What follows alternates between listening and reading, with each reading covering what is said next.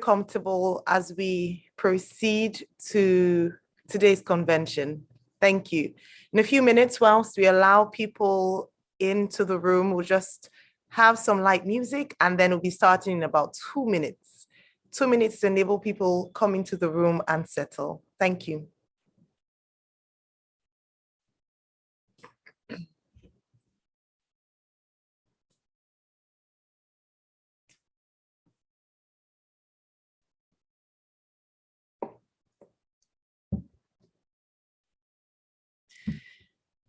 Again, you're very welcome to the Meadowhall Foundation Education Convention. My name is Ayom Mairese, and it's my pleasure and honor to be your host for today's virtual edition. In a few seconds, or perhaps in a minute or two, we'll be starting.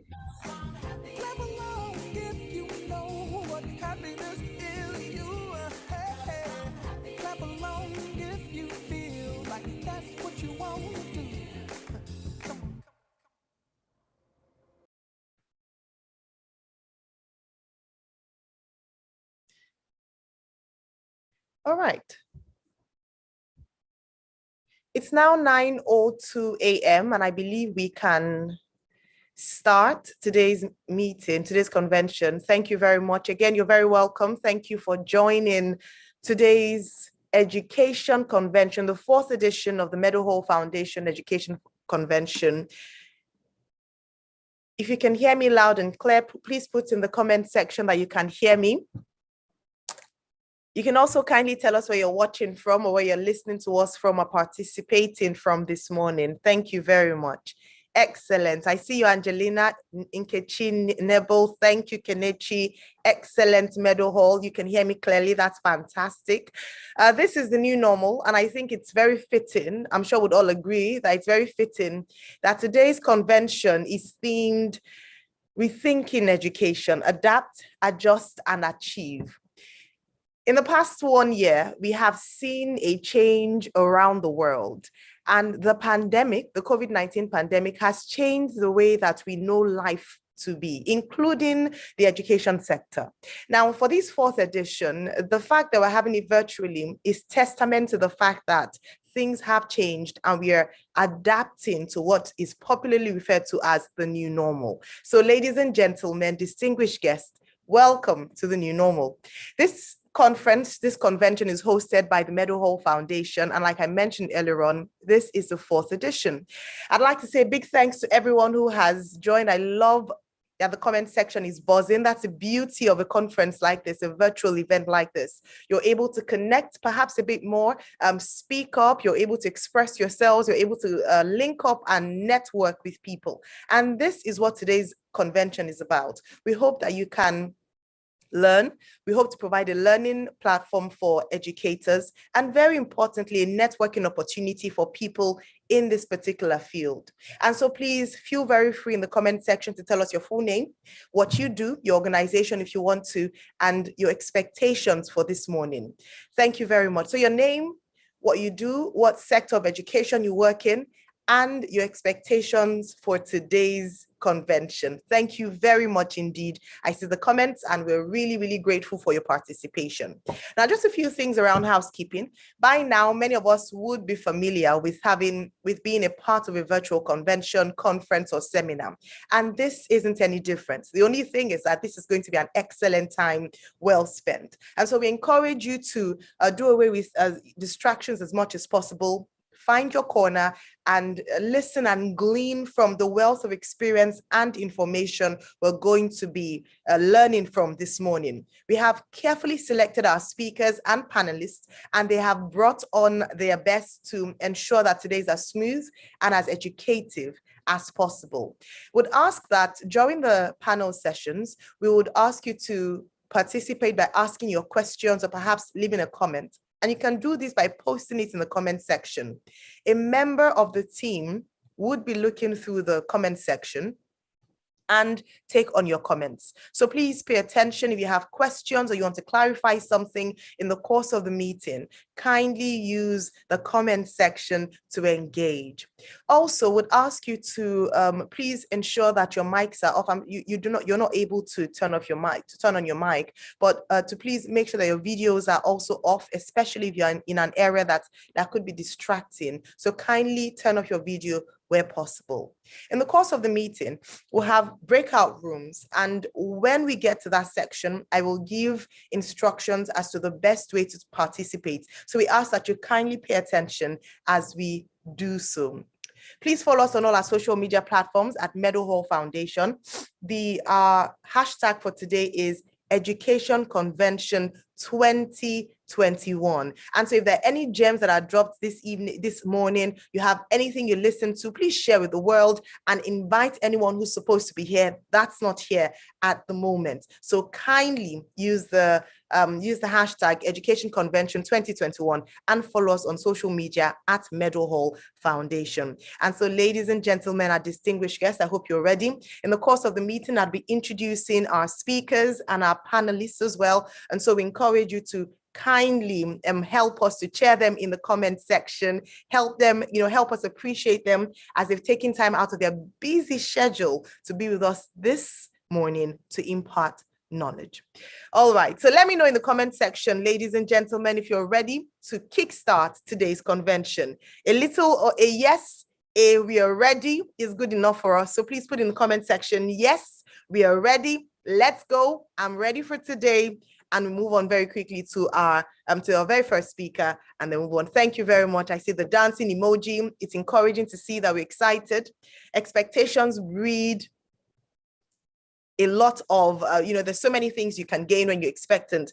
And so it's excellent to be able to introduce our very first session. Thank you. Thank you, Atilade. Thank you, Angelina. Thank you, Aya.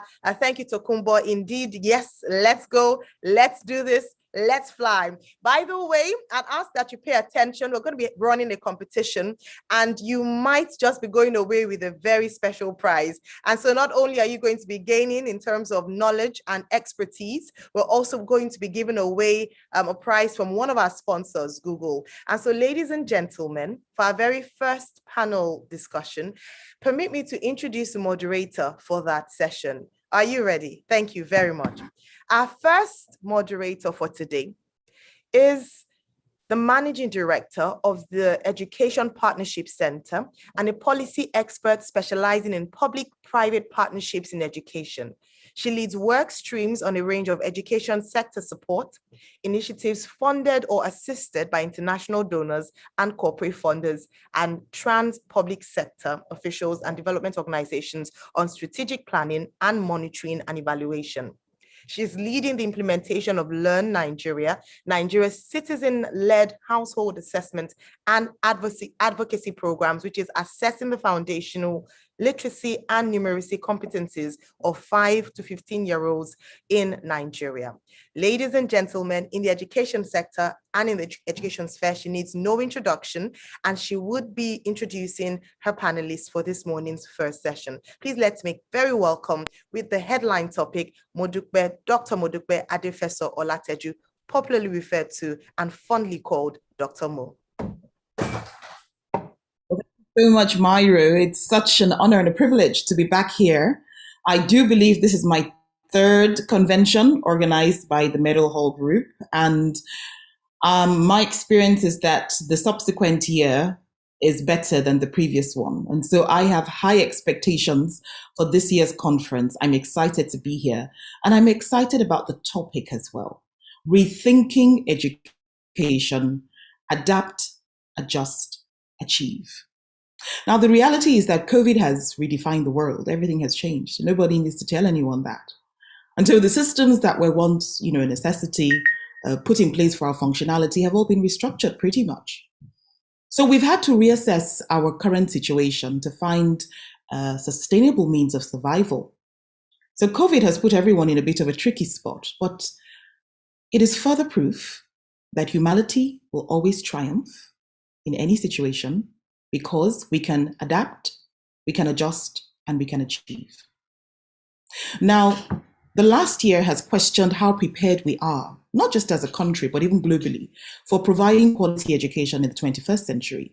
And there are valid concerns about the current approaches that are being adopted, for example, when it comes to teaching and learning, and how we will sustain some of these benefits and ensure that we do not have learning loss amongst our children.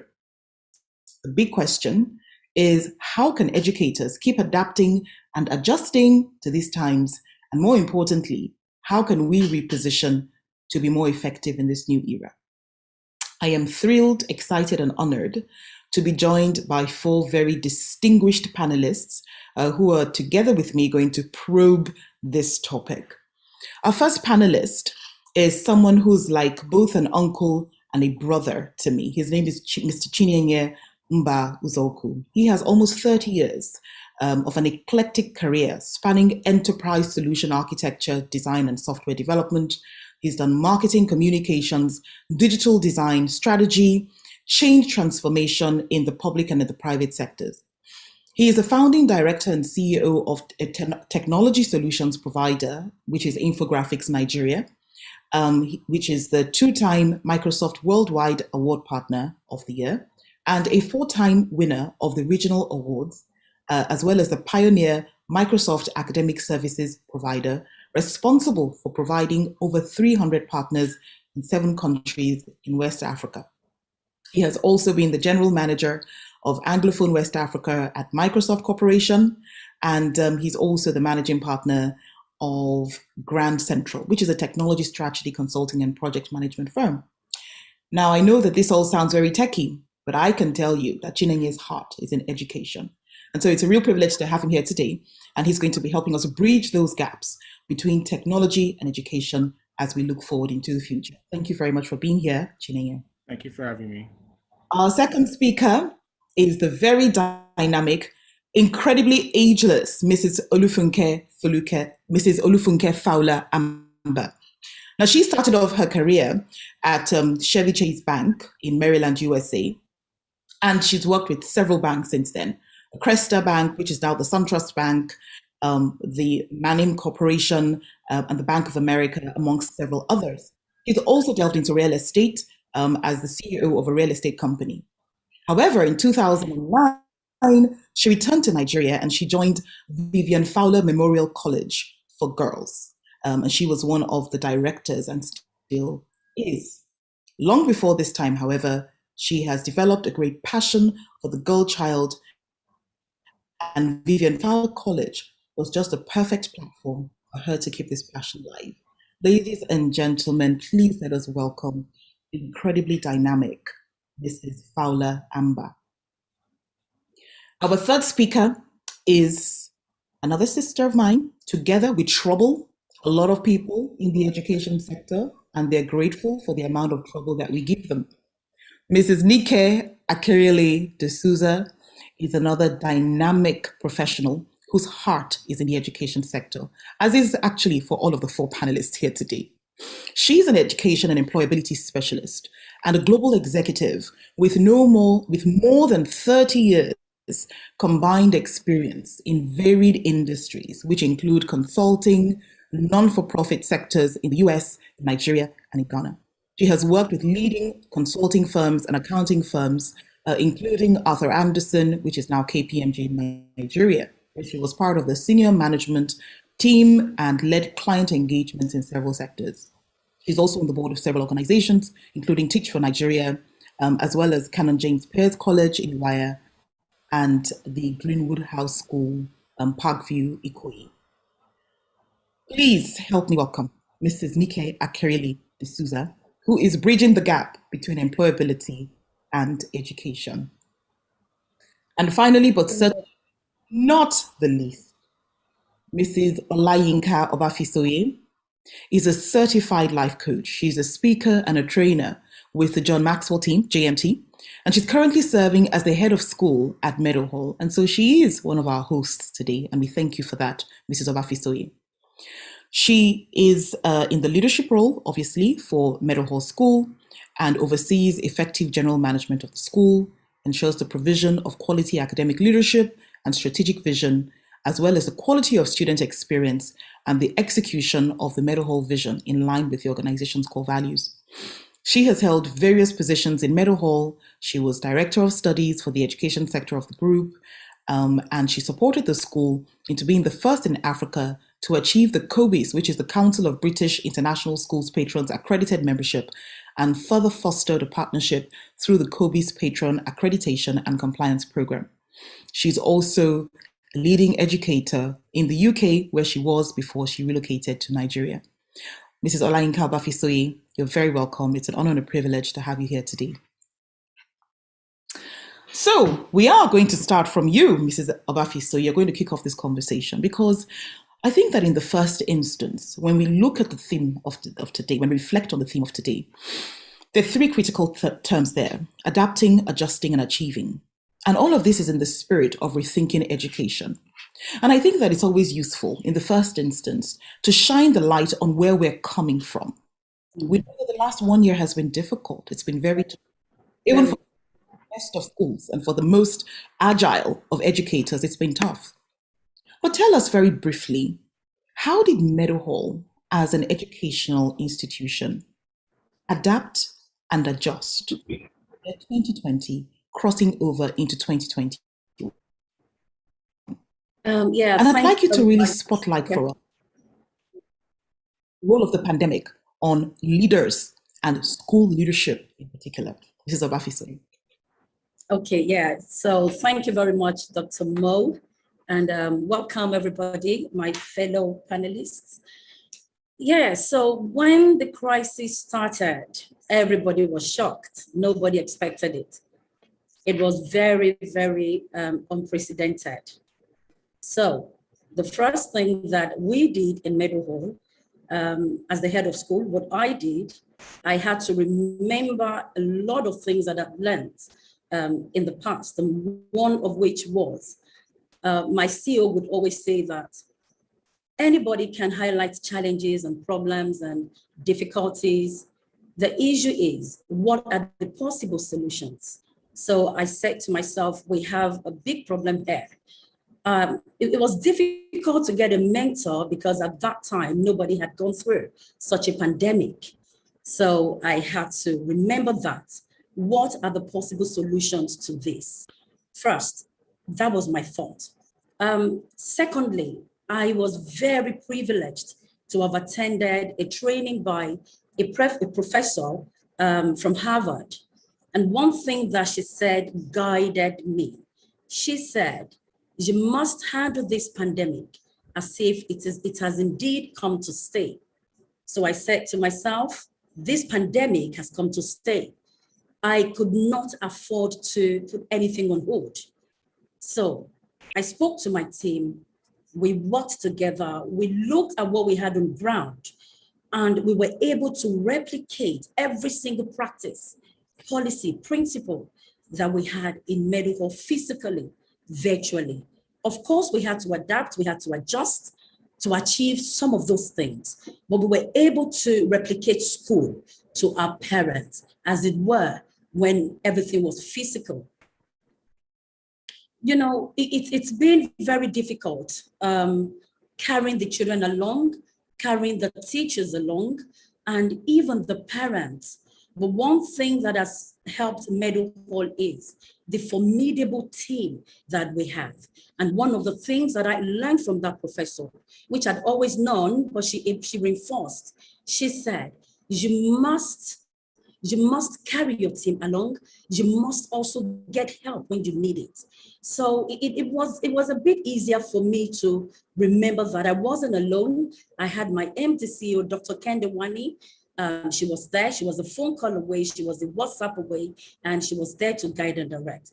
But I'm going to share some specific things, you know, that we did. First and foremost, we had to cultivate an adaptive nature. We said to ourselves, in as much as we weren't going to stop doing those things that we were used to doing, in as much as we weren't going to discontinue our policies, our practices, our principles, we also accepted the fact that we had to analyze our situation. We had to make sure that we knew the crisis on ground, and we knew precisely what to adapt, we knew what to adjust in order to achieve. So part of our principles, part of our practices were our pupils progress meetings, usually the physical analyzing of data. We had to make that virtual. And we trained ourselves, we retrained ourselves. We kept communicating to staff. We kept meeting, the leaders kept meeting. Dr. Wani we would have late night meetings, strategizing, asking our questions, what do we do, making decisions, and then coming back and reviewing those decisions. You know, we were living our lives in beats. So we'd make decisions, practice those decisions, come back and review those decisions, and find out and decipher, what do we leave? What do we carry on with? What do we need to change? It was quite difficult for the teachers as well. It was very, very difficult for teachers. And you know, it's a global issue. I mean, I've taught in England for a decade, and I know how even some white British teachers would struggle with technology. I've heard some of my previous colleagues say things like, why do we need to use smart boards? I've been teaching for 30 years and we got on by. So it isn't a Nigerian thing, it's a global issue. So we have that part to deal with, where teachers who had always got away with teaching without the consistent use of technology, all of a sudden they didn't have the privilege, nor the luxury anymore. It was either technology or technology. So everybody had to learn on the spot, and they did learn. They did learn. It was quite amazing to see how teachers grew in capacity, how teachers stretched themselves, how teachers owned it and decided on their own that I have got to succeed at this. So at first, Dr. Mo, it was all about surviving, and then we had to thrive, and then we had to excel. So one of the things that we also looked at was the impact it had on teachers. You know, teachers' classrooms used to be this cozy, you know, space of theirs and their students. But all of a sudden, that privacy, that confidentiality was stripped of them. And the classrooms became, you know, global spaces where anybody could access. Any parent could share the class link with anyone.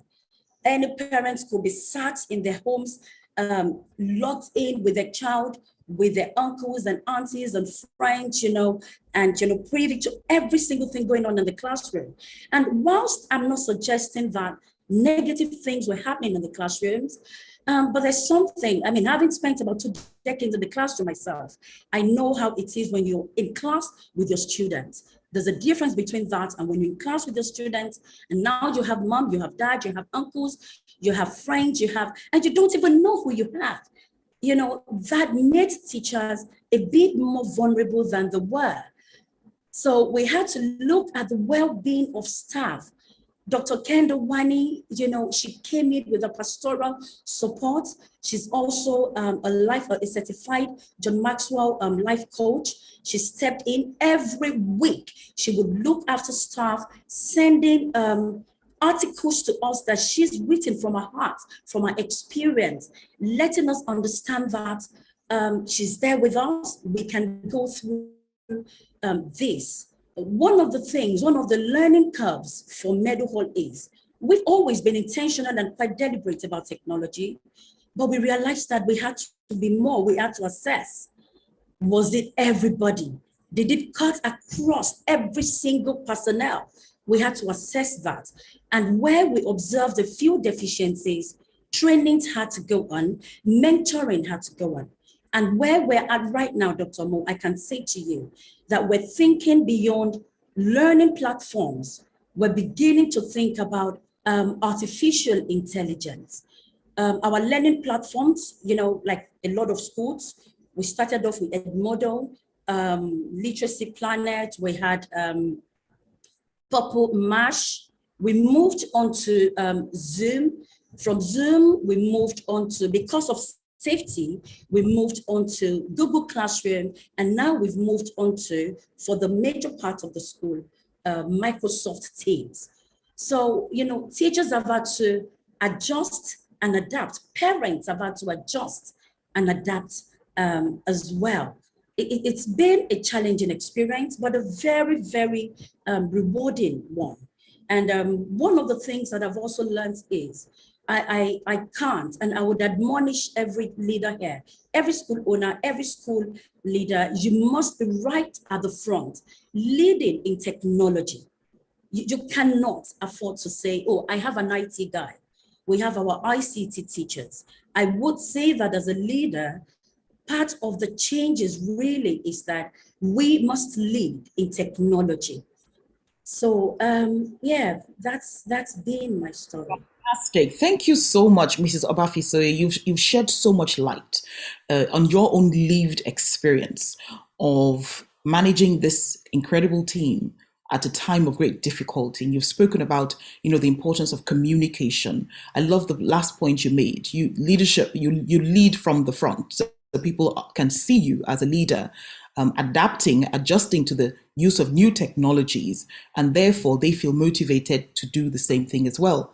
I also think that it's important, the emphasis you're making on data, collecting data and assessment to make sure that you are every day understanding the challenges that are before you and understanding how you can address those challenges using a mix of resources and tools. And I think that the emphasis on training and mentoring is a very important one that you highlighted as well. Thank you so much for that. I'm going to turn over to Mrs. Fowler Amber because I had the privilege of engaging with you a few times during the what I would call the thick of the pandemic. And I couldn't help but be impressed at how you just kept forging ahead. You just kept carrying on. Nothing was going to stop you. There was such dynamism, there was such innovation. And I'd like you, from the perspective of a leader, to share with us where that came from and how that was sustained, how that momentum was sustained at a very difficult time. But I would also like you to reflect, because you are one of the key voices in the one of the leading school associations, that's the Association for Private Educators of Nigeria, to reflect on how it is that leaders can learn together, share together, and grow together at a time of difficulty and challenge. Mrs. Fowler Amber?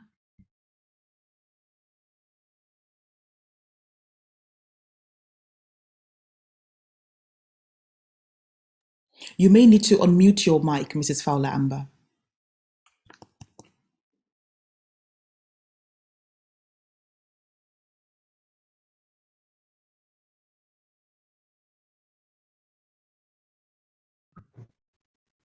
Thank you for that. Sorry, I lost the last part of your question.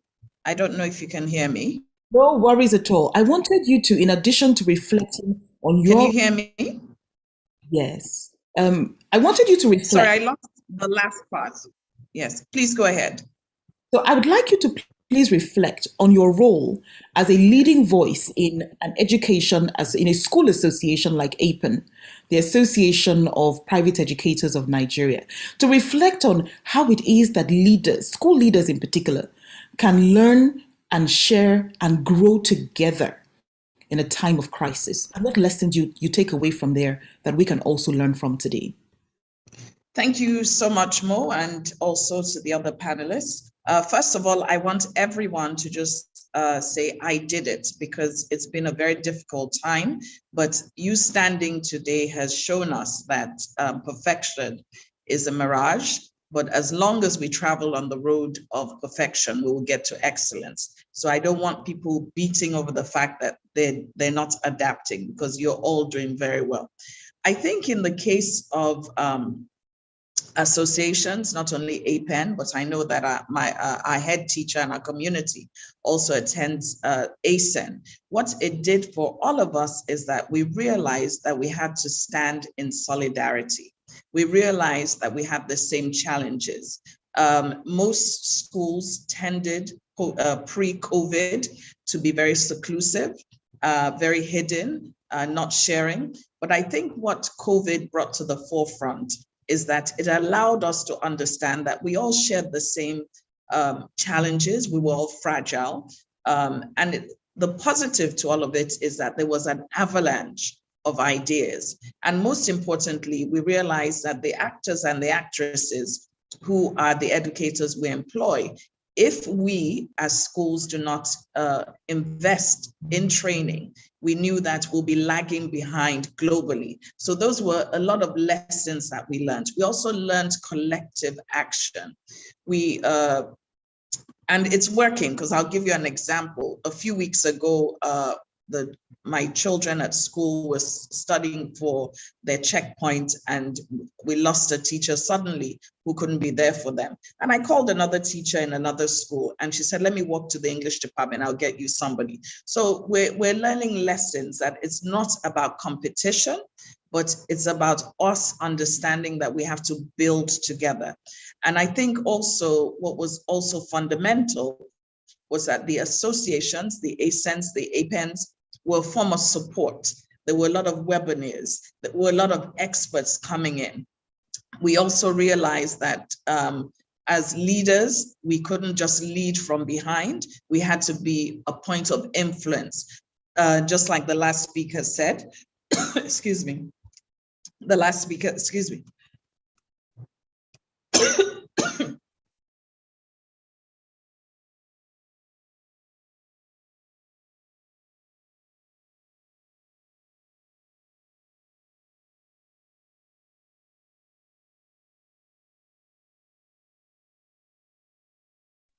Sorry about that. I had a little cough. That's okay. Just like the last speaker said, we had to lead, and we had to be very versed in technology. And most importantly, I think as leaders, as an organization, we also learned that tenacity was not just about bouncing back. We learned that we had to have a flexible mindset, not a growth mindset alone, because what a flexible mindset allowed us to do was to understand that we could not break in the middle of a crisis. So I think as an organization, we were able to come together and stand and understand that as a group, we have a voice. As a group, we could influence, we could be lobbyists, we could influence government, we could influence parents, we could understand. And also what was also important was, as a group, it was obvious to us that our parents also understood the complexity of being an educationist. So all those things came into the forefront for us as an organization. Thank you so much for sharing that, Mrs. Fowler Amber. I think what I'm gleaning from your comments is the incredible need for identifying where the opportunities to partner are. Because as many of us know, very often the whole is greater than the sum of its parts. And so when we look at all of the issues that we grapple with as individual teachers, individual schools, individual school leaders, very often the solution is found in aggregating our knowledge and bringing together, creating opportunities, spaces like these sorts of spaces where we can learn and share and grow together. So thank you very much for that contribution. Now, I'm coming to you because technology, we keep talking about support. We talk about the importance of embracing technology. We've heard today about leading from the front. The leader has to be seen, not to shy away from technology. Now, there are a couple of questions that immediately come to mind here, which is technology really a standalone? Is successful utilization and adaptation a function of a human construct? Is it a function of how human beings engage with that technology? Or will any tech work for any school or for any person who picks it up? Or is there a motivational factor? Is there a consciousness that comes with the selection and the utilization of tech? And maybe even more importantly, what does this say for people who do not at the moment have access to the sorts of digital technologies that we're talking about today? Are they going to be able to adjust? Are they going to be able to adapt? And will they be able to achieve? Thank you, everyone, and good morning, and thank you for having me. I can't say thank you to Mo for laying out all these jam questions. I don't know if I'm going to pass them, but I'll certainly make an attempt at them. They're very, very important questions, critical you've actually raised, Mo. And I think it's important to begin from the understanding that despite all the congratulations, which are well deserved for making the transition through this COVID period, we need to we need to understand that it's a once in a lifetime type of thing. The last pandemic of this sort was 100 years ago. And here's a really interesting thing. You know, what is happening to education today cannot be a response to COVID. It's actually bigger than that. First time it's finally changing. After nearly 600 years or more of the industrial education model, we're transiting to something that's new. And the first thing that we all need to accept in the education sector is that that cheese that we talk about has finally moved, and we've got to find it. It's not about adjusting. It's a fundamental transformation that we're being called upon to embrace. And the real question within that space is going to be, where does technology start and where does it actually end? For those who think it's going to end, they continue to make adjustments, and these are micro adjustments, and they stabilize the environment and they get things kind of like okay, and there's a little bit of discomfort here and there. But for those who understand that we've made a fundamental transition from a time when technology was an add-on to education to an environment in which technology is the education, you understand that there's no end to it. And knowing that there's no end to it also calls on us to think differently around what will the next 100 years be like. And as we're trying to decide on what we're doing today, our thoughts have to turn to what the next 100 years will be like. What kind of is going to be required? What kind of education is going to be required? How will that education be delivered? How does that education change? The pace at which knowledge itself is changing is completely unprecedented in human history. It's changing in exponential ways, so that we used to say 10 years ago that knowledge changes so fast that what you learn in year one, in some courses, is obsolete by year 4. Today, this is happening literally on a daily basis. And then the volume of information that is coming into the space today no longer can be codified in books. You can't actually have a book that is curriculum anymore, because that curriculum itself only teaches the fundamentals. The reality in which your students live is changing every single day. When the world is changing at that pace, then it's not really about what type of technology do I purchase. It's not even about what kind of technology do I learn. It now becomes around, how do I transit myself completely into this, if you like, the neo teacher, the neo educator, not even new, but neo. Neo in the sense that you're taking a lot of what has happened before, but you're also now going to translate that into something that is completely new and constantly changing. And I think this is the biggest challenge that we actually face, that as individuals within the ecosystem, we haven't yet figured out the kind of journey that's ahead of us and what we need to do to prepare for that journey. So we're learning things to stabilize our current environment, to recover from COVID, but there is no recovery from COVID in education.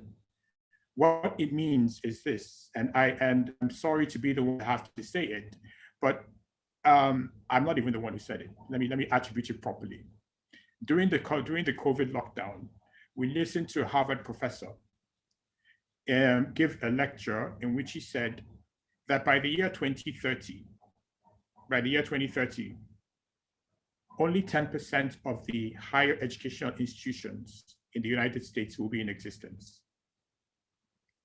You're talking about 60 out of 600 plus institutions, literally gone. Not gone in the sense that they have disappeared. They have simply transmuted. They've become something else altogether. What is that something else? And that really is the question that we have to ask ourselves. What's going to be the character of education over the next 100 years? How do we take that and actually localize it and democratize it? Are we still going to have the kind of educational institutions that we have today? Are children still going to come to a world classroom? Is the school going to be defined by a specific geography, or is it going to be defined by what it is teaching and the competencies that it's delivering into the workforce? Is it going to be defined by how you aggregate learning and learners from across the world and create something new? It's going to be defined by the way that the technology itself is being delivered. Will we even still have the tiers of education that we are currently familiar with? These are the questions that educators have to begin to ask themselves. And the reason why it's urgent is because we do not have the time of before. One of the biggest things about technology is that once it goes into any ecosystem, it does three things.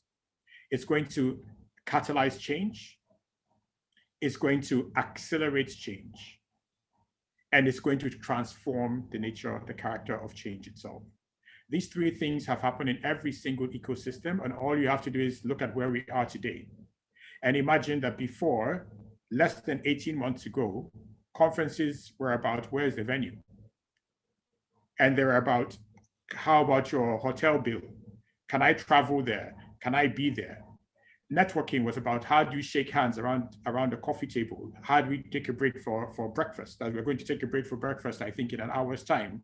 And then we're all going to virtually come back here and continue this conversation. Everything, I think, has changed. The cheese has moved. And the key question for us is how do we grapple with that? And in that respect, you're going to find that educators should probably not focus on vendors and vendor solutions, and probably spend more time ideating. What is my school going to look like 1 year from now, 3 years from now, 5 years from now, 10 years from now?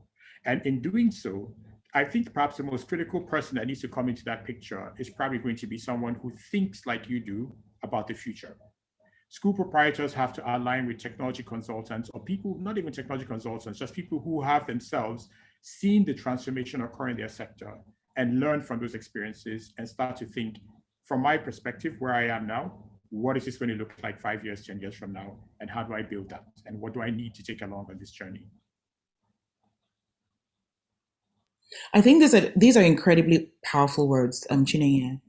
And what you say about the fundamental transformation that tech has facilitated, us moving away from mere adjustments, into a fundamental change in how we think about the future, indeed how we ideate the future, is incredibly powerful. And I hope that everyone who's here today, whether you're a teacher, you're a school administrator, it doesn't matter, whether you're a parent, you're a leader. You are a leader in your own right and in your own respect. And this pandemic is shining the light on the need for you to craft your own pathway as a leader and to help the people that you support, whether they're the children in your classroom, the teachers that are on your payroll, or the children that are in your home, to think very deeply about what sort of future they want and begin to pursue that future.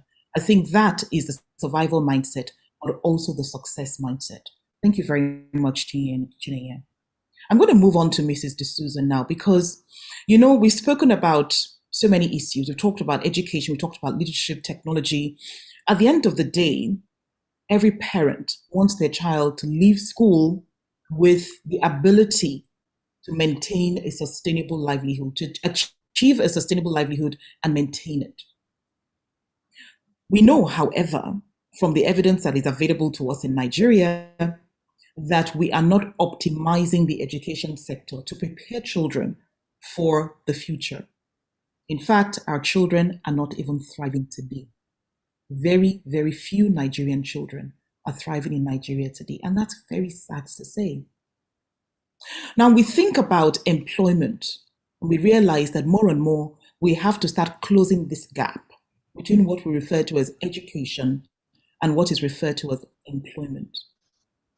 Now, we also know that we have to start exploring alternative pathways to education, because not everyone's going to be a lawyer, nor a doctor, nor a teacher. New careers are being evolved every single day. And we've spoken a lot today about flexibility, which is one of the 21st century skills that have been harped upon for so many years as critical for us to develop in our young people. The question I'd like you to reflect on as you make your comments draws from the incredibly rich papers that you have written in the last year that focus on this transition from education to employment, and how it is that you are yourself querying the purpose of education and whether it is effective in helping us achieve this future that Chinenye is pointing to that is powered by technology, but also enables the capabilities of young people to emerge. How do we strengthen this link between education and meaningful employment? Mrs. D'Souza. Thank you, Mo, and I hope you can hear me okay.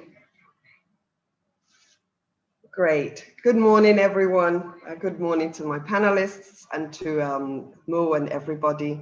I'm so happy to be here, and Chineye, I'm happy to be following up after you because you have really laid the groundwork for me. Thank you for that. So I'm not an educator. From the background profile that Mo had said earlier, my background is in human capital development, so essentially around HR, human resources and skills development, and really working with employers and industry. So for many years, I worked with companies to look at the demand side. So if we look at education as the supply side, that's meeting the needs, as Mo has explained, for the needs of the demand side. So I played a lot around the demand side. So employment, entrepreneurship, what skills are needed for the job force, why do we have skills mismatch? Why is it that many people are saying our graduates are unemployable or are underemployed, etc. So I was very much on the demand side of things. And then as a result of a lot of the work I was doing on recruitment and interviewing young people and looking at the skills gaps they were coming across, I then decided, okay, let me actually go and find out what is happening in the supply chain. So with my accounting background, if you follow me a little bit, I see education as like a production process. It's like manufacturing something, as you would see in a manufacturing company. So you have inputs into the process, you're processing, and then you have outputs. The outputs are skilled young people, a skilled workforce, that have all the required skills to meet the demands of an economy, the demands of employers, etc. So that's the output. So if we have issues with the output, I then decided, okay, what's happening on the supply side that is causing this skills mismatch? Why is it that we keep having problems on that side? So that's how I got into the education sector and went backwards. So what I bring to the table today, as Mo has said, is really that link between education and employment and entrepreneurship and the ability to have livelihoods, and focusing recently on the young people and the youth, essentially. But Chineye has mentioned the role of technology. Many of you may have heard of concepts like fourth industrial revolution, the future of work, 21st century marketplace. This is where we are. This is where we're going.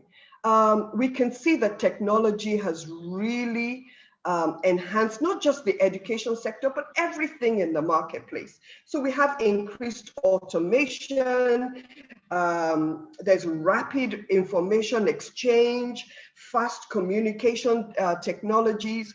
And the World Bank even says that, you know, in the next sort of 10, 15 years, 2/3 of the jobs that will all become automated. So the question is, if that is the output, if that's the demand side, what then are we doing about the supply side? How are we preparing our children for what is going to happen? Because, ladies and gentlemen, it is going to happen, and it is already happening. So for example, for some of us that are working in the sort of HR recruitment cycle, we're not only talking about jobs to be doctors, to be lawyers, to be architects, all the stuff that you and I used to tell our kids that, you know, that's what you need to do. But if you look at the job market now, you're seeing jobs like, you know, huge jobs in data analytics, in cybersecurity, in digital marketing, in robotics, software development. Innovations that are happening rapidly in agri-tech, ed-tech, fintech, mobile transactions. So ladies and gentlemen, this is the world that we're in. The future of work is here already. And if you think it's only happening abroad or globally, it is happening in Nigeria. All our kids are on the mobile, or have access to some level of technology, even if it's low-level technology. So this is our current day. So where then does this take us? So if education is the production process. What are we doing about the requisite skills that our children need to come out the other end able to join the workforce and also maybe entrepreneurship? So the World Economic Forum has sort of given us an idea of what they deem to be the world's 21st century skills. So many of you will see those skills very much as higher order skills, non-cognitive, cognitive skills, transferable skills, life skills. These are all just words that really describe the same thing. They talk about skills like not just the technical subject matter, chemistry, physics, and some of those things, but they're talking really around skills like problem solving, critical thinking, creativity skills, leadership, innovation, beyond the digital literacy, a battery of skills. And unless the education system is addressing the specific skills, we are not going to be able to prepare our children. So it means that the pedagogy we're using in the classroom has got to be innovative, has got to be learner-centered, and the curriculum that we have has got to have inherently in the methodology of that implementation, the ability to help our children to really have these skills. As Mo said earlier, I've done some recent papers around 21st century skills and transitioning to the workforce. And I did a recent dissertation around 3 fundamental 21st century skills. Around problem solving, critical thinking, and creativity skills, and really trying to understand what is the impact of these skills on secondary school students in Nigeria, in public secondary schools. And the findings from research, from papers, it's obvious that there is a significant correlation between curriculum and pedagogy with these 21st century skills. My paper was essentially around those 3 key skills and its impact on academic achievement of students, and inherently also its impact on employment, employability, and the workforce. So it is obvious that there are findings out there, there's research that shows that unless the production process of education provides these fundamental skills, we are not going to get the children who are going to be ready for the future of work. Thank you, Mo. Absolutely brilliant. And you know what you say about the importance of integrating these 21st century skills into curriculum is critical. I know that Lagos State, for example, is rethinking not the curriculum, but how the curriculum is to be delivered so that teachers have targets now when it comes to certain pre-identified 21st century skills that they want children to adopt in the classroom. And so thinking about curriculum is in itself an extremely rigorous process because you're thinking not only about what children learn, but how they will learn and how you're going to assess to make sure that they're truly learning. And because I believe that most of the educators on this platform are at the primary and the secondary level, I think that we have remarkable opportunity to help to shape and to mold ways of thinking, ways of developing the critical skills. In fact, I dare say some of the most critical skills that we need for the future, which are currently not emphasized in our curriculum. I am taking so much away from this conversation today. I would encourage you all, a wonderful audience. I see all of the chats that are coming in the chat box. If you have any specific questions that you would like any of the panelists to address, to please quickly drop them in the chat box because we're going to wrap up this session really soon. What am I hearing? What are my key takeaways? 1, at a time like this, success comes when leadership starts from the front. And the leaders that are going to achieve success, the school leaders that are going to achieve success, can no longer shy away from technology. They have to be visible.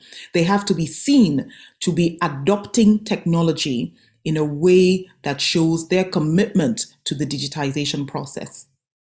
I'm also hearing lead together, right? So not just lead from the front, but lead together. Partner, learn, share, and grow together, solve challenges together. Don't be fearful that somebody else will steal your idea because in today's world, there are probably very, very few completely new ideas anyway. So we do have to learn together and share together and grow together. I'm also hearing a focus on support and the importance of providing pastoral care, psychosocial support, mentoring, opportunities like these, learning opportunities, webinars, etc., because we are in a space that requires us to absorb information and know very quickly how to use that information. So supporting, mentoring, making sure that our teachers, our learners are well physically, emotionally, and even spiritually is very important. I'm also hearing communication. Communication is the live wire of all of these processes. A commitment to collecting data, to truly learning what the situation in our schools, in our educational institutions is, with our learners, with our teachers, is important, so that we can use that information to course correct. Very important also is this mindset of flexibility, which has been spoken about today, and the need for us to learn and develop and to understand how we ourselves can respond to stimuli. I love the focus on strategic thinking. How do you get out of a crisis situation? You think strategically about what to do so that you don't just come out, you stay out of that situation. And a critical point has been raised today about not just adjustments, but also the need for fundamental transformation and focusing less on what Mr. Chinenye Mbaozoku talks about, focusing less on vendor solutions and more on ideating. How are we actually creating the future? How are we making that future a success for us today? Technology will indeed, as you say, catalyze, accelerate, and indeed change the nature of change itself. And curriculum must embed methodologies that develop 21st century competencies in our young people. We cannot run away from this anymore. The 21st century started 21 years ago, if I'm not mistaken. So when we're preparing children for the 21st century, this is something we should have started doing many, many years ago. I want to say a huge thank you to our distinguished panelists. And I see that there are a few questions that have come into the chat box. I think we have time maybe just for one or two of those questions. The first question here is, how do we practically integrate these skills in our daily lesson delivery?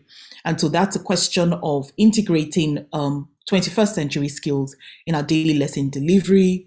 I'm assuming that Mrs. Fowler Amber or Mrs. Obafisoye might have some thoughts and suggestions around that. I'm also going to take a second question and I'll pose that at someone else.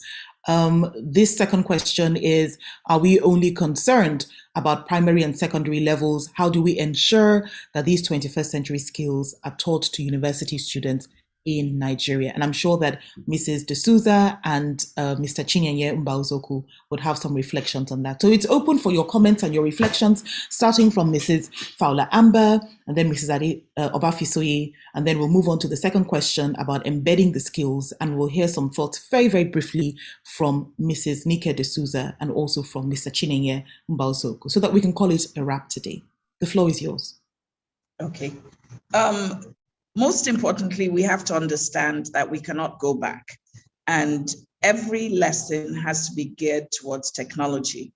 For instance, what we do at Vivian Fowler is assembly is online, our voting for prefectships are online. The children are able to research as well, which is something we did not do in the past. So I think the key is to developing your technology process.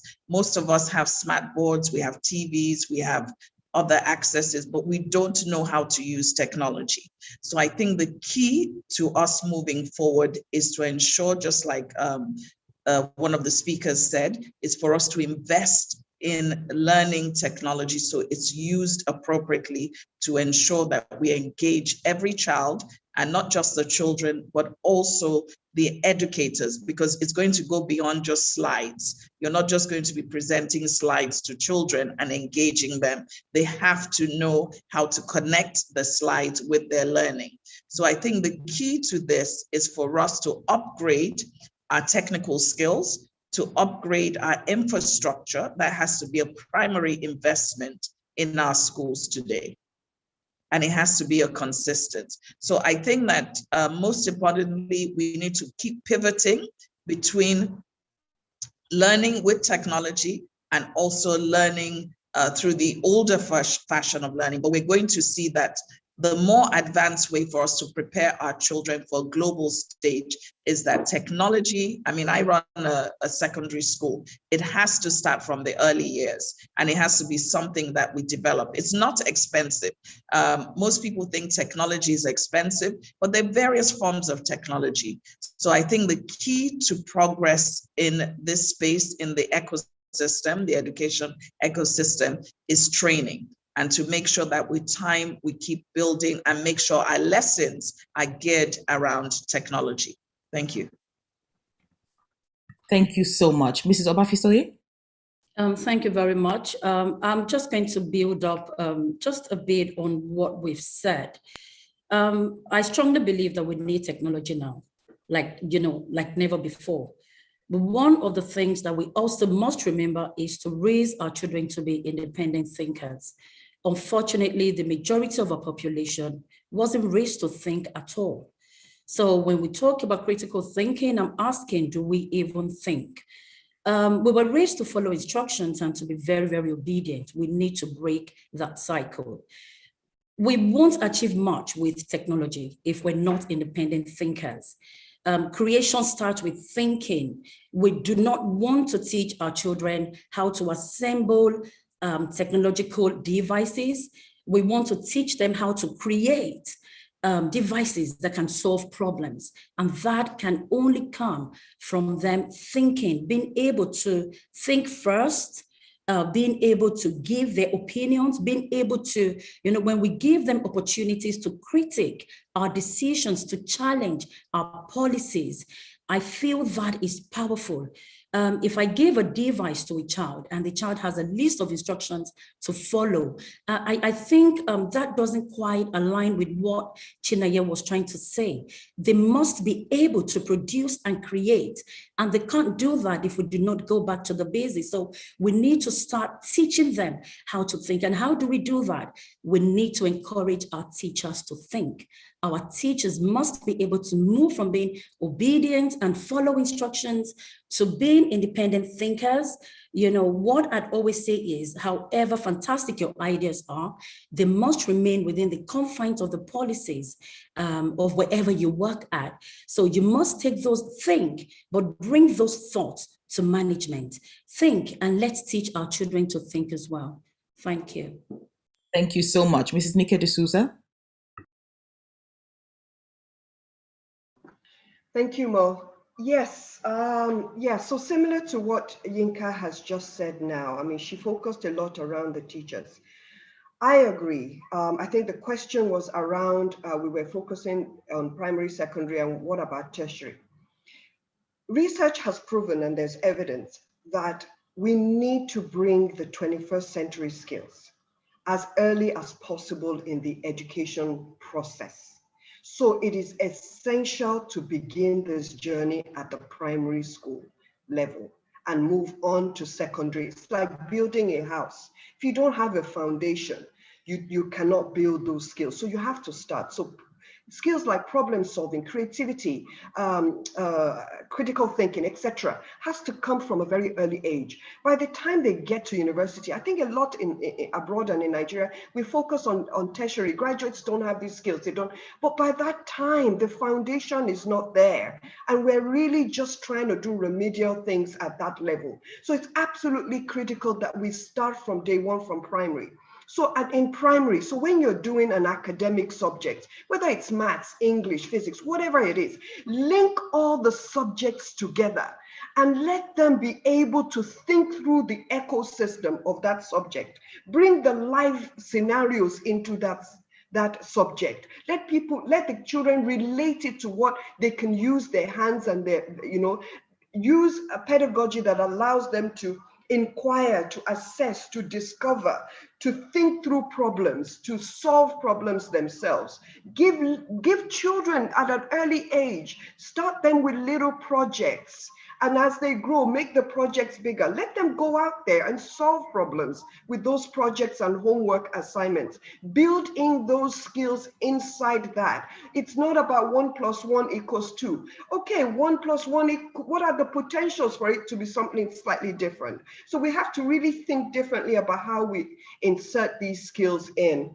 Yeah, and that's really, and by the time they get to secondary school, I am a strong advocate of, in the school, please get your, at least your senior secondary school students out there in the workforce. Let them go and do an internship, partner with some organizations, let them work for 3 or 4 weeks in a year, where they get real life scenario skills, where they can build these 21st century skills. And by the time they get to tertiary, let them do projects, let them go for longer term employment opportunities. You have to build it into the curriculum. It's not just about going to class and passing exams. It's got to go beyond that. Thank you. Thank you so much. Chinenye, please, as you reflect on the question of integrating 21st century skills into tertiary curricula, could you also address a question that has come up, which is helping public schools? So, a lot of people assume that those have benefited from technology are private schools, but how do we help public schools, all the way from primary to tertiary to also benefit from technology? Thank you. So I think the one thing I want to call out very, very quickly is that, we're in a space where what the primary requirements we need now, which all of us need, is, we need courage, because we're in the middle of a storm, and that storm is changing a lot of things that are around us, and we just need courage to be able to power through. And I'm talking about the boldness to address the issues that are in front of us. I always thought from the perspective that most of us maybe on this call, and most of us who are involved in education as policymakers, are not digital native. We are digital migrants. In other words, we're moving into digital space and trying to teach children who are themselves digitally native. And this is usually, and what I mean by digitally native is that any child who learns how to, I grew up without a phone. The phone, when it rang, was like put inside a little box that was with a key around it. And these days we all walk around with phones. Even our children, a 2-year-old who use a phone and actually start playing with it. These people that we're working with now, that we're trying to educate, are digital natives, and we are digital migrants. So the first thing around that courage and that boldness is understanding that what we think we know, we need to unlearn. Just let go and begin to experiment. We're not experimenting enough. We're not researching enough. We're not pulling these things in to build boldness to do so. Education is the last industry in the world to be disrupted by technology. And the reason is because the structure and the model of education resists change. It's risk averse. It is set in a structured, kind of like a factory line model. And you don't change that on the fly. But we're moving into a world where things are changing all the time. So I would say that from an educator's point of view, and from a proprietor's point of view, we need to quickly create safe spaces within the schools where people can actually experiment, where teachers are allowed to try things out and see if they work. Create what, if you like, sandboxes where people can go in and go and play. Teachers and children can go and play. There's no reason why you want to teach science and you have to be inside the classroom. I have been to many schools and I've never seen them go on a nature walk. I haven't seen them go to a little pond somewhere and observe tadpoles. I haven't seen them create environments that are not, particularly in the city area. We don't go into kind of like create a natural ecosystem and go into that place and see what biology, what is the ecosystem? How do you bring a tadpole and drop it inside a pool of water and watch it grow? I mean, they're basic things that teachers have to be able to do and start to, very importantly, enjoy teaching, particularly outside the standard classroom model with the blackboard in front and then the children sitting in the back. We need to create more engaging learning experiences. And we also have to understand that, this journey that we're on implies that a number of things will happen to these children. You're not training children anymore to have a single career. They're going to be involved in lifelong learning. The average child who is 16 today is going to go through 4 different career options throughout their life. and the person has to constantly be able to learn. So how we equip them is critical. And coming finally to the university ecosystem, like I mentioned, is, it's clear. For the work of the future, particularly with the gig economy, where jobs are very temporary and you're almost like on a contract basis, you need to create a lot of mobility. People have to learn how to be mobile and how to be transitory through their jobs and not to lock down. And to do that, the best thing we can do to the students really today, and for me, I believe, is to rapidly separate the school. The university requires you to be on campus, should be the only reason why a student is on campus. We need to rapidly build out the capacity to drive tertiary education for subjects that do not require for you to be in school. We need to scale it. And I'll just end with a single data point, which I always drop anyway.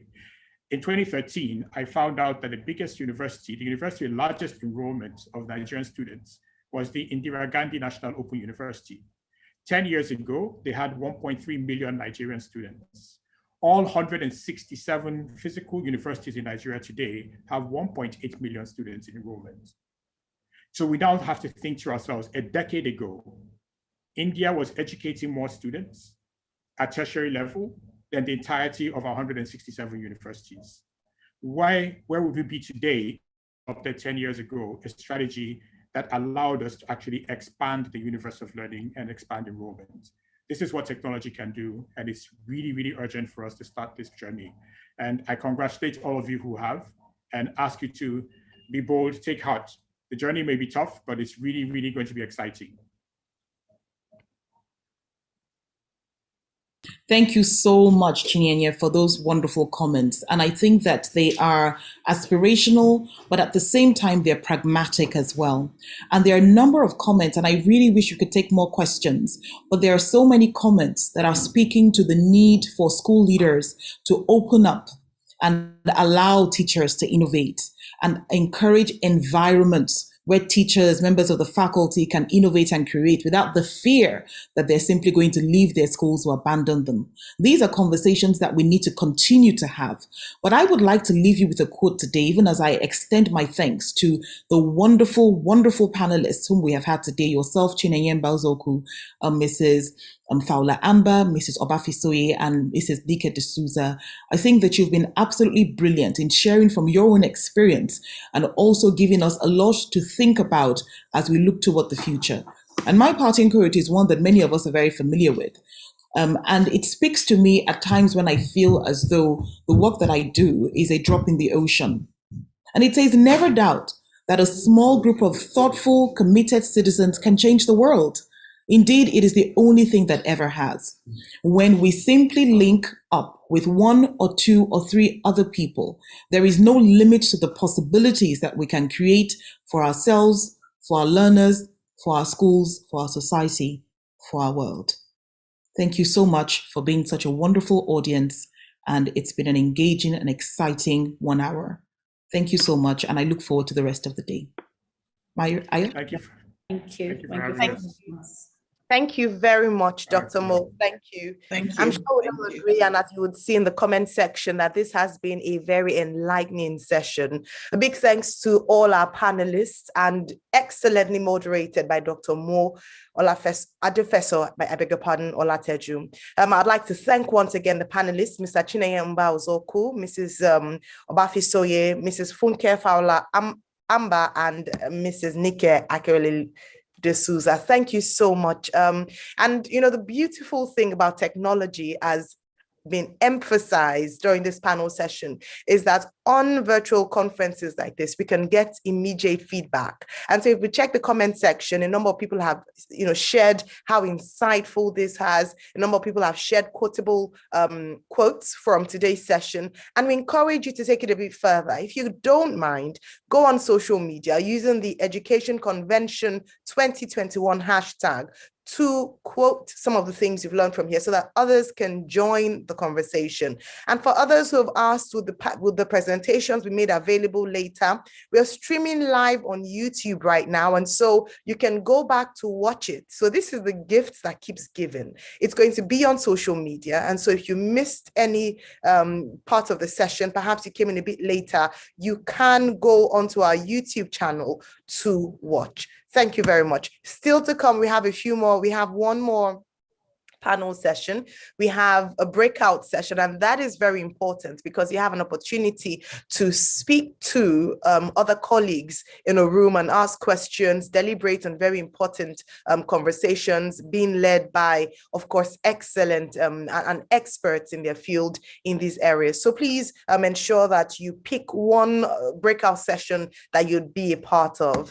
Next up, we're going to be having a keynote address, and I'm really excited that we have the Honorable Commissioner of Education speaking to us this morning. It's still morning because she's an educator herself. And you would agree with me that the difference is clear in terms of the achievements she's been able to make and record thus far during this administration. Please permit me to read her, to introduce her properly by reading her bio, and then we'll hear from our keynote speaker. Don't forget, if you have questions, or perhaps if you have direct inquiries, as we saw in the comment section to our hosts, the Meadowhall Foundation, kindly send the Meadowhall name, a private message, and that's an easier way for your question to be answered. And perhaps if they would give you an email address or signpost you to a better facility to respond to you, then kindly do that. Thank you very much. Our next speaker, who is the keynote speaker for today's convention, is the Honorable Commissioner for Education in Lagos State, Nigeria. Before her appointment by Governor Babajide Sanwo-Olu, she had been an active player in the education sector in Nigeria. As the Honorable Commissioner for Education, Mrs. Adefisayo is supporting the Governor of the state, His Excellency, Mr. Babajide Sanwo-Olu, in revolutionizing education in many uncommon ways. Before her appointment to the Cabinet of Lagos State, she was the Principal Consultant, Chief Executive Officer of Leading Learning Limited, an educational consultancy firm incorporated in 2014. Since she started her own consulting practice, she has consulted for public and private schools, state governments, NGOs, and development partners. Her areas of professional focus include teachers training, leadership training, school setup, and schools transformation. She has nearly 40 years working experience spanning banking operations, organizational restructuring, human resources management, international trade, and education. She retired from Corona Schools Trust Council in 2010 after serving as Executive Director and Chief Executive Officer for 8 years. She voluntarily served as the Director of Corona Secondary School, Agbara, from 2010 to 2014. She was a Merit Award winner of the Federal Republic of Nigeria and a University Scholar of the University of Ibadan, Nigeria. In 2011, she decided to get certified as a professional educator and embarked on an online postgraduate course of the University of Nottingham. Distinguished ladies and gentlemen, educators from around Nigeria and the rest of the world, please let's make very welcome for the keynote address, the Honorable Commissioner for Education in Lagos State, Mrs. Folashade Adefisayo. Good morning, ladies and gentlemen.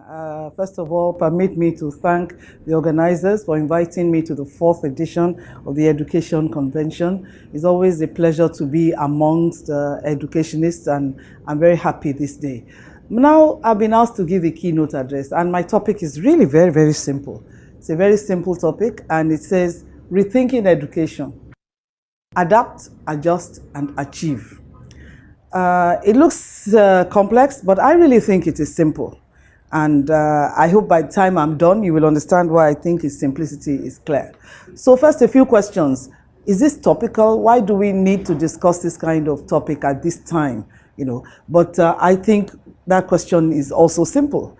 There have been many years where we've been talking about 21st century education, integrating 21st century skills into our curriculum and so on, but it all looked a bit abstract in nature. Then something happened, and that was the COVID pandemic, which to all intents and purposes was of course a terrible event. But out of it, a phoenix, I think, has risen out of the ashes. And what we now have is that we have had no choice whatsoever but to change, but to adapt to the realities that we find ourselves in, And therefore, COVID did do something good for education in that we had to have a complete switch. All the things we thought were abstractions that we're talking about have now come to reality. And so it's very topical to discuss this now. We are not post-COVID yet. I don't know why people are saying we are post-COVID. We are still deep in COVID. We just happen to be maybe a bit luckier than other countries, but we are deep in it. And therefore, we have to keep on realizing that it may spike again and it may not. But that should not affect our plans. What we should keep doing is what we did during COVID and amplify it and improve it. That's why I really, really like the topic. That's why the topic is so important to me, that we need to adapt. We need to adapt to the present situation. We need to adjust ourselves and get comfortable with the situation. And from there, the next thing will be that we will achieve. So that's the first question. Is this topical? Can we really reimagine schools? Can we transform education for better for every child? Is it possible? I think COVID again has shown us that it is possible. And it took such a catastrophe for us to understand that it is possible for us to gun for equity for every child. Because every child in this country, regardless of economic circumstances, regardless of geography, regardless of gender, does deserve access to good education. And I think what the pandemic did was to focus all our thoughts on how we could ensure that children continued learning. I'm not trying to underestimate what happened. It was a terrible event. Learning loss was tremendous, especially for children in a certain demographic who really did not have access to all the things they needed for them to keep learning. But I think and I hope that for many of us educators, especially those of us in the public sector, we have seen that it's best to ensure that education works, in fact, for every child. So there is a fundamental change, and that is why we have to adapt, adjust, and achieve. Another question I always ask myself is, why do we have schools? Why should children go to school? Remember during the pandemic, a lot of us moved online, moved onto the internet, but we saw that was good. There was a lot of knowledge transfer, but there was a lot of relationship breakdown. And children were harassed, children were troubled, children were unhappy, and there was a lot of pressure on parents as well. And we all know that happened. So there were the minuses. So that's why we need to adapt. Because we need to adapt to reality that online learning just might not be the perfect solution. So how do we go for the perfect solution that we will adapt to and will ultimately lead to achievement for all of us? I think that is what I'm trying to look at now. So it is a topical issue. It is something that we should discuss. It's something that I'm glad I have the opportunity to discuss with you. And I'd like to talk about the way we did schools, the way we ran schools during the pandemic. It was innovative, I agree, in some ways. But for me, in many instances, what I saw was that all we did was to transfer our normal pedagogical practice, our normal classroom practices from the classroom online. That is the same limited range of instructional strategies in the classroom, the same limited range of assessment methodologies in the classroom, so that at the end of the day, it just wasn't that great as it should and could have been. But I'm very glad that we did it, because it has shown us that it is possible. And now that we've done that, and I congratulate most schools who did that, now let's go for the adapt and achieve side of everything. I think the first thing we have to acknowledge is every child is unique, every child is peculiar, every child is bespoke. And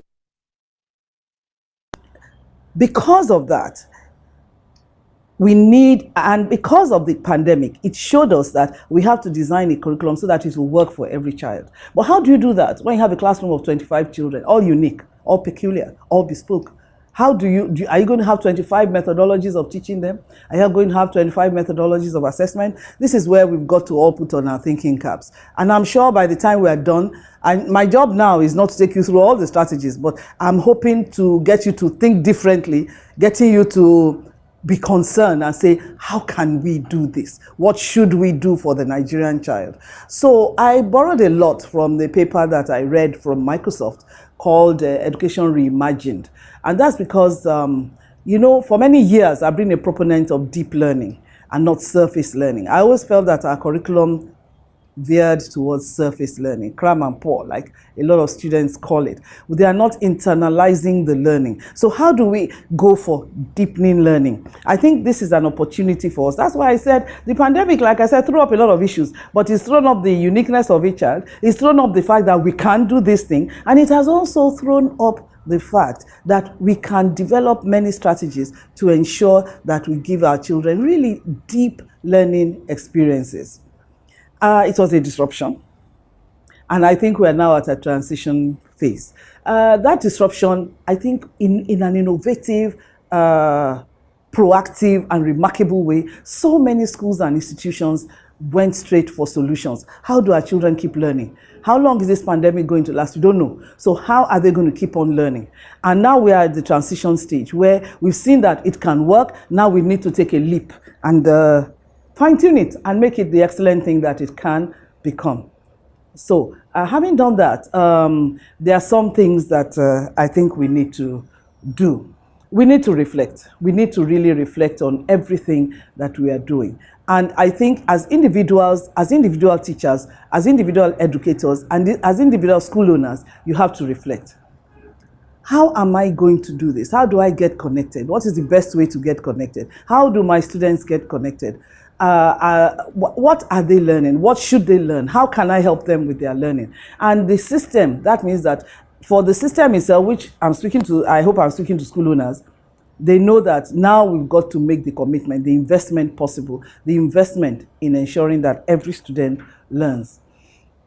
So the process I think we have to go through. We have to think, and that's the reflection side of it. We have to adapt, that is develop plans that will help us ensure that our students keep on learning. And then we have to adjust.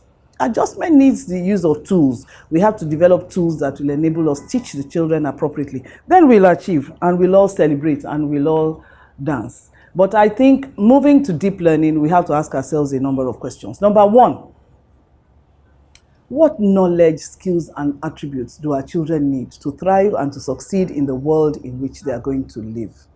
They are going to live in a world different from mine and yours. There are some things that have upended that we'll never understand.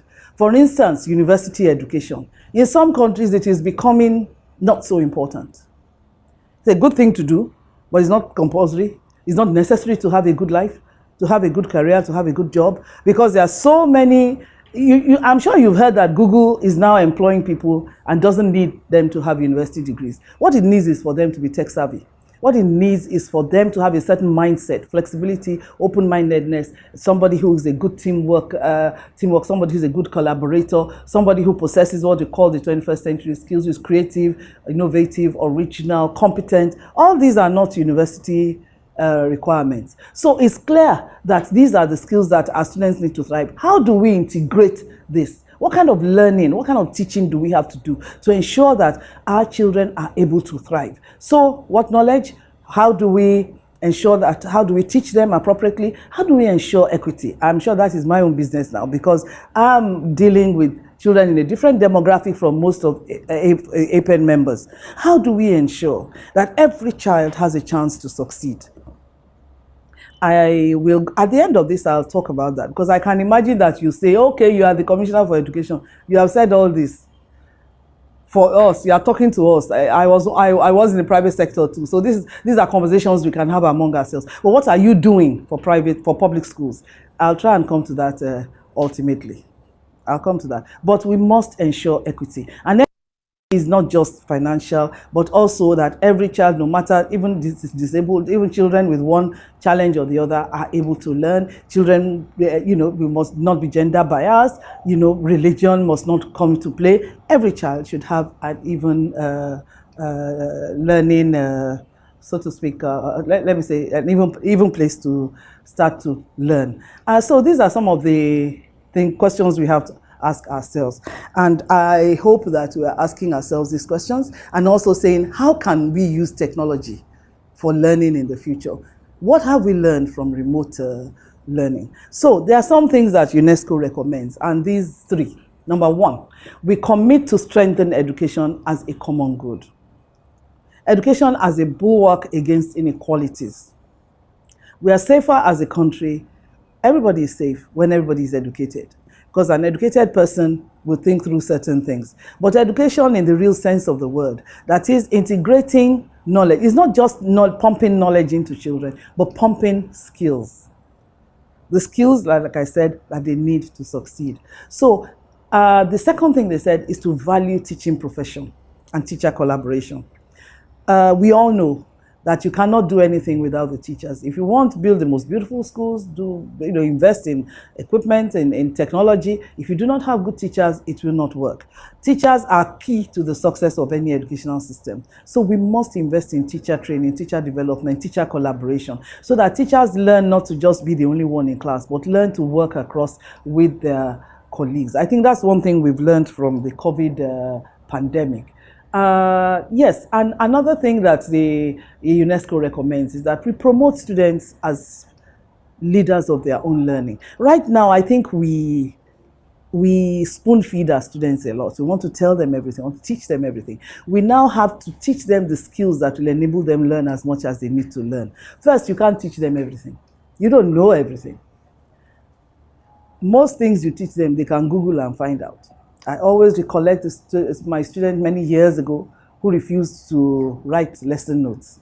So we were very cross with him. His father came, very cross, all of us. Why don't you write your notes? Why don't you write notes in class? He said, she copied it from the blackboard. I can Google it and find that information. I don't need to write notes. He never did. Nothing we said to him, he never wrote those notes. And I assure you he did well. He's done well today, a married man with a first-class degree in computer science, without ever writing notes in class. So let's make students realize the power in their hands and give them the strength and stop babying them in school. There are other things that they've said, but I think I'm going to start rounding up now and start to talk about curriculum itself. What do we teach? We still have to teach those subjects because there still must be the knowledge transfer. But remember what I said about the skills. We have to integrate the skills in the classroom. And remember relationships. Relationships are at the heart of learning. There is nothing like a good teacher. If you stay at home and learn on the screen, a screen is not a teacher. So sometimes you do need those relationships. And another thing is that the curriculum cannot be a static document. And this is where I'll talk about Lagos State. You say, you've been saying all this for the private sector, like I said. So what's happening in Lagos State? We did go through a lot. We did go through a lot. And it was unprecedented. And it showed the lack of investment, especially in technology, when the lockdown started. And we had to invest in the lowest form. We actually did some studies. And the lowest form of technology that we found was the radio. So we started there and moved from radio to television, eventually online.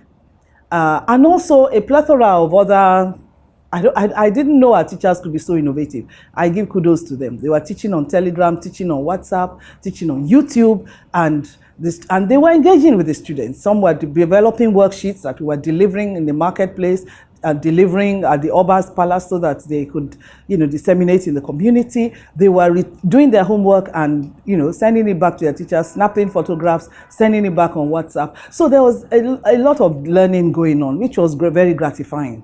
Unfortunately, there were still many students who were out of, who just couldn't take part.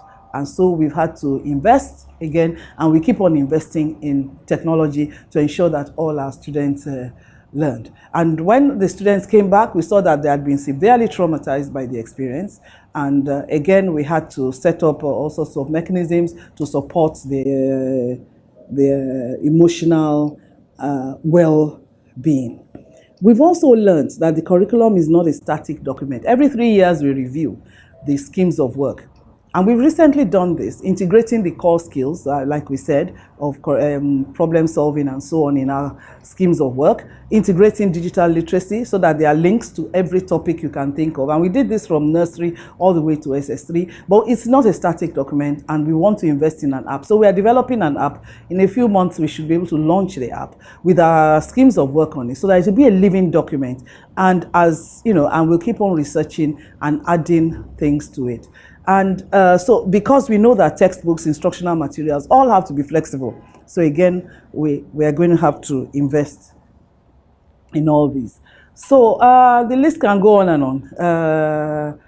The message remains constant. We have to change. We can't remain static. We have to reimagine. It looked impossible.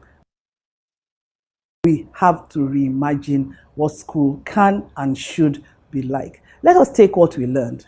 Let us take the changes that were made. Let us take all the learning, all the experiences we've had in the past 1 year and use them to move so that that trajectory just goes. You know, there's a graph that goes like this. I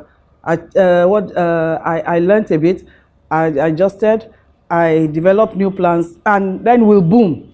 And I am somebody who's so optimistic because I think in a couple of years, educational system is really going to turn around and people will see its value. So that's reimagining. It's not any highfalutin thing. It's just a place to dream, to change what is on ground, make a difference in the lives of the children. I thank you very much. I wish I had more time, but this is the time that I have, and I hope we've used it well in agreeing that we need to reimagine, but the ground has been laid. We've developed some of the skills. Now for us to reflect, to change, to adapt, and to get better than we are now. I thank you very much. It's been a great pleasure being with you. Once again, I thank the organizers for inviting me. I'm highly honored. Thank you very much. Have good deliberations. Have a good day. Thank you. Thank you very much, ma'am. Please, a round of applause for the Honorable Commissioner in the comment section. Such an excellent, excellent session. Thank you for the keynote speech, ma'am. And permit me to if I could, go through some of the reactions from our listeners or from participants at this convention on our WhatsApp platform.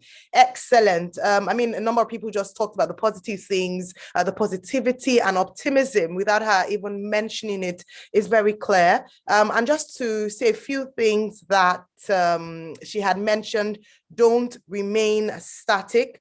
As educators, we cannot afford to remain static.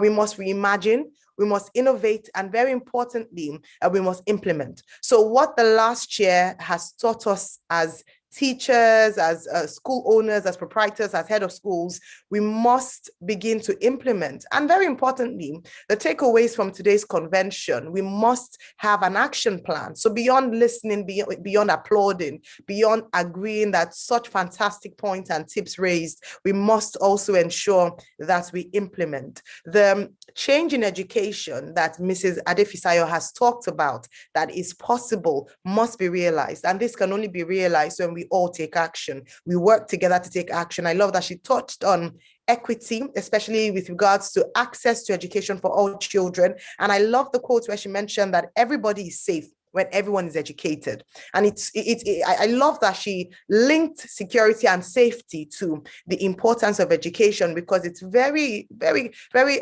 critical for the time that we're in Nigeria at the moment. And so we are reimagining, we're rethinking education, and we're looking to bringing out the best out of what the last year has taught us. Thank you very much once again, Mrs. Adefisayo. Like someone mentioned, we've heard, someone said they'd heard great things about you, and this was just a testament to the great work that you're doing. And so on behalf of the Meadowhall Foundation and this year's convention, we want to give our biggest thanks and appreciation for the work you're doing in the education sector in Lagos State. All right, we're going to be moving on very quickly with our program for today. Just to mention that we're still going to be giving away fantastic prizes from some of our sponsors. And so stay tuned, listen attentively, pay attention. Fastest fingers, have your fingers on your device, whether it be your laptops or your phone devices, as I'll be asking a very simple question, and all you need to do is to answer, but not yet. Very shortly. Before I do that, we have a very important spoken word presentation. The beauty of spoken word is the art of being able to deliver strong messages in a poetic fashion. And to do that for us this afternoon or this morning, it feels like afternoon because so much has been cramped into the morning already, but there's still so much more to come. I'd like to make very welcome for a special rendition in the format of spoken word, Miss Koromone KK Koroye. Please let's make her feel very welcome. This is a public service announcement. We as a nation can no longer afford to ignore our children. We as a nation can no longer afford to turn a blind eye. We as a nation can no longer afford to not invest in the future of this country. And the future of this country is her children. So the next time you get into your cars, the next time you open your curtains and admire your view, I want you to think about the children who have to start their day at the crack of dawn. I want you to think about the young boys who are roaming the streets of Lagos without a plan, without hope. I want you to think about the young girls who are being sold into slavery, who are being sold into domestic labor, who are being told that there will be nothing more than house girls and cleaners. This is a public service announcement. We can no longer afford to turn a blind eye. When you sit in traffic and you see those children pressing their faces against your windscreen, against your passenger window, against the driver's window, how do you feel? What comes to mind? Do you feel pity? Do you feel anger? Do you feel sorry for them? Do you feel compelled to do something? Now is the time for Nigeria to lift her children out of educational poverty. Now is the time for every child to receive quality education. Now is the time for Nigeria's human capital to be treated as something worth investing in. Our children are valuable. They deserve to be taught. They deserve to have access to good schools. They deserve to have access to a wealth of books and resources. They deserve to have their minds sharpened. This is a public service announcement. I am calling out to you to reach out your hand and help one of them. I am calling out to you to no longer turn your face away, but to roll down your window and say, how can I help you? Because if our children are not empowered, because if our children don't have access to education, Nigeria will remain stagnant, and we cannot allow that to happen. Now is the time for the giant of Africa to come down from the top of the mountain and look at her children and say, now is the time for me to invest in you. Excellent. Excellent. Thank you so much, KK. Indeed, now is the time for us to invest. Now is the time for us to take on these challenges headlong and tackle them. It's no more business as usual where we look away from the challenges facing us. And I saw something by one of our panelists, Mr. Chineyemba Uzoku, who said, just permit me to give the statistics that he shared with us. He said each year population grows by between 2.6 to 3%, which means that we add about 30 million to the learning population each year. That is, by the end of this year, we will have over 150 million and must provide an additional 780,000 classrooms. This is the reality that faces all of us, but in particular, public education. And so thank you very much for highlighting, KK, that we must all work together hand in hand to ensure that we tackle the challenges currently facing us in education, especially ensuring that all children in Nigeria have access to quality education. Thank you. Thank you very much. We're moving on again very quickly to the next part of our convention. We're taking things up a notch, and we're moving on to our breakout session. However, before we go into our breakout session, I have a quiz, a quick question for the fastest fingers in the room this afternoon. Now, this prize is sponsored by Google Teacher Certificate courses. We have gift vouchers for the Google Teacher Certification courses, and this is from one of our sponsors, Google Nigeria. And so, ladies and gentlemen, let me allow as many people as possible get onto their devices. We have our panel of judges waiting to see who will come up with the first correct answer. Like I mentioned, it's a very simple question, and so everyone should be able to get it very quickly. And so, are you ready? The question is, now I'm the teacher, you are the students. The first secondary school in Nigeria is, fastest fingers. The first secondary school in Nigeria. Which is the first? I think we've seen our winner. I'll just ask a member of the team to kindly, because, oh gosh, the answers are flowing in fast and quick. Thank you. Thank you all very much indeed. Very grateful. Thank you. Thank you. Thank you. May I know, okay, please, can you send to me privately? And whilst I wait for a member of the team to do that for me, let me go straight to thanking our phenomenal partners and sponsors without whom today's convention wouldn't be possible. So permit me to say big thanks to Stanbic IBTC pension managers. Thank you very much. Thank you very much, Nestle. Thank you so much. We're grateful. A big thanks to GT Bank. We are thanking you, Google. Thank you. Also the sponsors for our Fastest Fingers prize. Thank you very much, Lakeshore Cancer Center. We are grateful to you, Choice Dental. Thank you very much, all our partners. We are grateful to our sponsors. Without you, this couldn't have been possible. Thank you for investing in education in Nigeria. Thank you for investing in teachers in teachers in Nigeria. Thank you for making the education sector better by ensuring that this convention is possible. And of course, a big thanks to our host, the Meadowhall Foundation, for putting this together, for the vision of a better education system in Nigeria, and by putting in the work to ensure that this is realized even in our own lifetime. All right, the winner is in. Well, I'll tease you just a little bit. I'll wait. I'll announce the winner of our very first Fastest Fingers prize very shortly. However, let me introduce to you our breakout session. Our breakout session for today will go on for 40 minutes, and it's the instructions for joining will come up on our screen very shortly. However, these are the options, and you have the opportunity to pick one breakout session. One is Teaching and the Future of Work, which will be facilitated by Mr. Ola Okpeson. We also have Teacher Professional Development and Using Technology to Support Teachers, which will be facilitated by Mr. Ebuka Ufere from Google Nigeria. And then we have Getting It Right in Our Schools, which will be facilitated by Mr. Johnson Abley from Lightfield House International.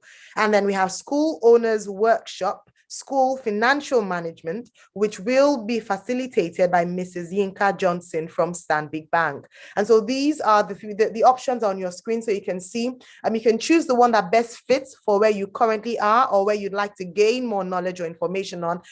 We assure you that it would be certainly worth your while, quality information being passed on. So this is how to join the breakout room. You can locate the Join Breakout Room prompt on the top left corner of your phone or bottom panel of your laptop. So if you're using your phone, look onto your left corner at the very top, and you'd see the breakout room option. Click on it, select the breakout session of your choice, and you're put into your breakout room. Very simple. And so, ladies and gentlemen, you can begin to go into your breakout session. We have 40 minutes for this session. Please maximize the time there. And then once we're done, we will come back for TED Talk. We have the Stories Worth Telling session that you do not want to miss. We still have more, one other prize given by Google Nigeria. And so please ensure that once you're done with the breakout session, you come straight back into the room. If you're on YouTube, you can still join the Zoom session. There's still space for you to come in because all breakout sessions are happening on Zoom. And so kindly go on there. If you need support, you can state in the comment section, and one of us would be happy to lend a hand. But very simple, the joining instructions on your screen, and it is as simple as it is stated. Kindly find your way or make your way to your breakout room, the breakout room of your choice. Thank you very much. If you have challenges with connecting with a breakout room, kindly put in the comment section and we just might be able to help you. When we come back, I'll announce who the winner for the first Fastest Fingers is. Breakout rooms now open. Thank you very much.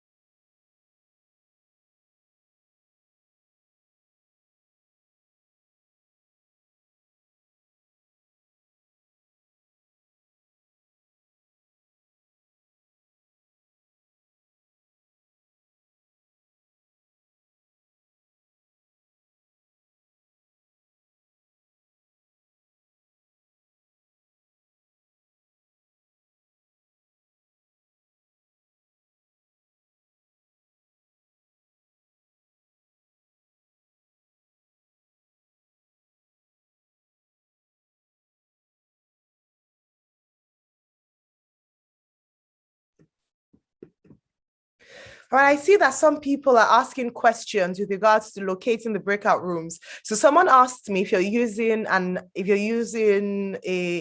MacBook or an iPad, look at the bottom right corner of your laptop or your iPad to locate. You'd see the breakout room icon. It's 4 squares. The link, it's not a link, you'd have to identify. So if you're using your phone, kindly look at the top left corner of your phone. So you see at the top, you see an icon, if a square, 4 square icon, and that's where you click on, and it automatically gives you options to select which breakout room you'd like to go to. All right. And then, but you see, I see that more people are able to join now. If you're still unable to locate, please send a message in the comment section, and I'll be more than happy to support. If you're using your phone or your laptop, you might try looking at the bottom panel, and you'd see the icon where it asks, shows you, you click on it, where it gives you options. For Chimsom and Remilekun, could you kindly tell me what device you're using so I can...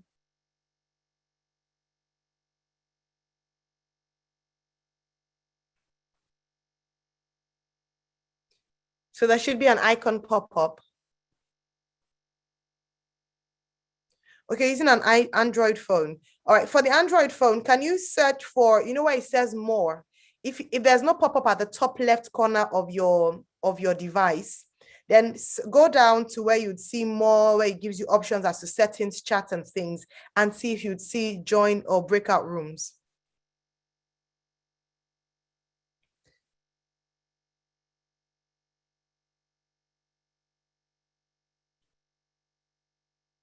Okay, so if you're using a Mac, at the bottom, you'd see breakout rooms.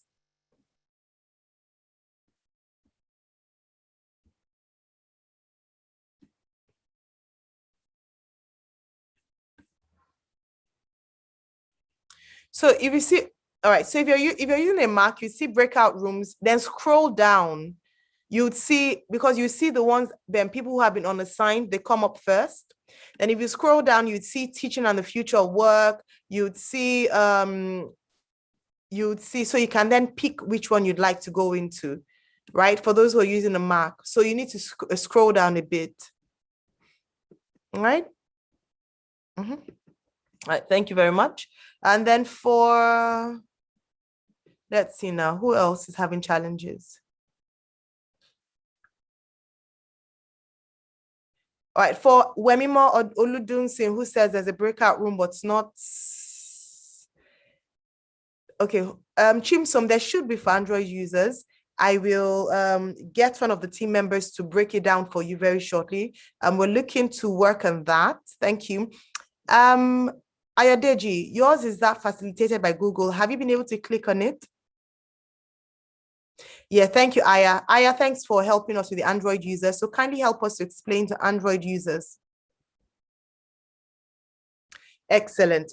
Just as Meadowhall has said, if you're finding it challenging, just rename yourself and let us know rename yourself with the title of the breakout room you'd like to go into. When you do that, we then manually add you to the breakout session. Okay, so whether you're using Android, MacBook, right? So these are the breakout sessions again. We have the teaching and the future of work. So if you'd like to go to the teaching and the future of work, change your name to that, and a member of the team will add you directly to that group. If you'd like to go to teacher professional development and using technology to support teachers, make that you can just put teacher professional as your name, and a member of the team will add you to that group. If yours is, and that's the Google Nigeria one for someone who was asking, if yours is getting it right in our schools, change your name. So Ayodeji, please change your name to the title.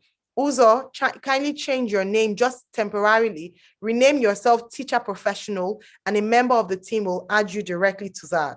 And then the final one is school owners workshop School Financial Management. So you can just make your name School Financial Management, and then they will change your name, they would add you.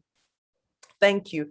All right, excellent. So for those whose names have been changed, remember the team members are looking and they're going to add you directly to your groups. If in 2 minutes it hasn't been done, put again in the comment section to alert me so I can raise that up with them. All right, so for Tochi, you said you want to join Teacher Professional, or yes, that's the Teacher Professional Development. Make that your name temporarily. When you are put in your group, you can then change your name back to your name. Grace, kindly make your name School Financial Management or just Financial Management, and they'll add you to the group. Once they add you to the group, you can change your name back. Okay. Abiola Jimo, change your name to the group you'd like to join. And once you change your name, a member of the team will add you. Thank you. And they're getting to you one after the other. So just bear with us, be a bit patient, and we'll do that. Thank you. Thank you very much.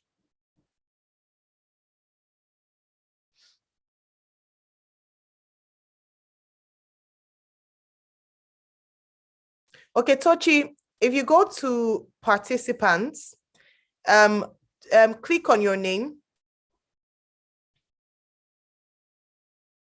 and it will give you options to either unmute, rename, and you can just click on rename and change your name. So click on participants, rename,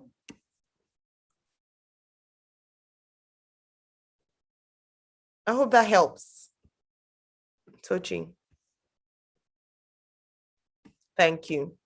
Any further question, you can put in the comment section. I will be more than happy to assist. Thank you very much. All right, we have someone who says,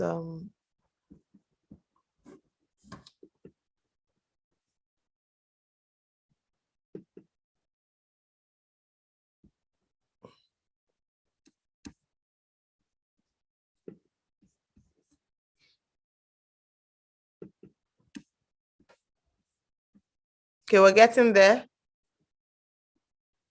Okay, Chidima, which one would you like to go to? And then a member of the team will be happy to help you.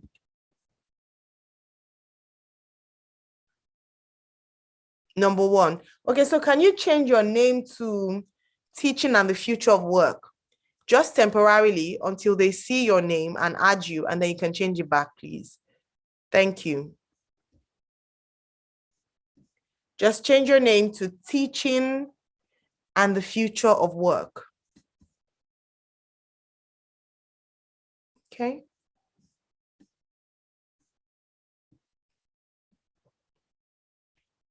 Please don't forget to change your name back to your real name once you have been added to the group of your choice, to breakout room of your choice. Thank you.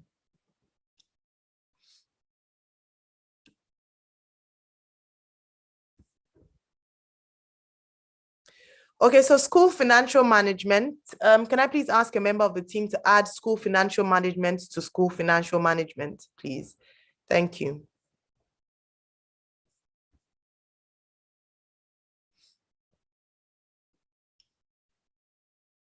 Thank you very much.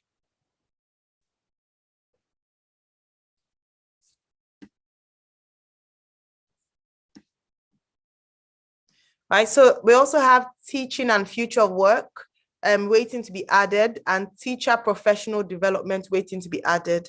Could we ask that the team members kindly add them? And just in a moment, everyone will be attended to. Thank you so much for your patience.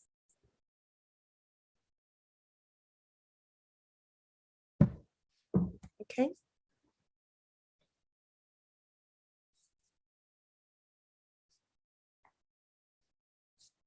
Do we still have anyone who hasn't been attended to? Kindly share.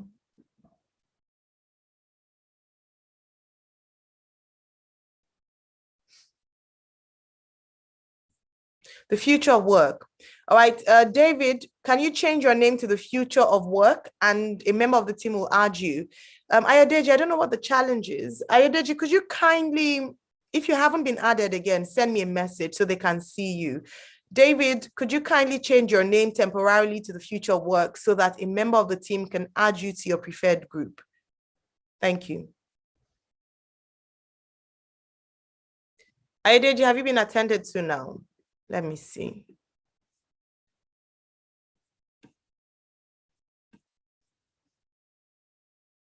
Okay, no, not yet. All right, so can we ask Meadowhall, could you kindly search out teacher professional development? He's trying to get into his breakout room. He's changed his name, please. Thank you. We'll be with you shortly, Adeji. Thanks for your patience. Teaching and the future of work hasn't been added. All right, so I see we'll get to you very shortly. Teaching and the future of work, teaching and nature of work.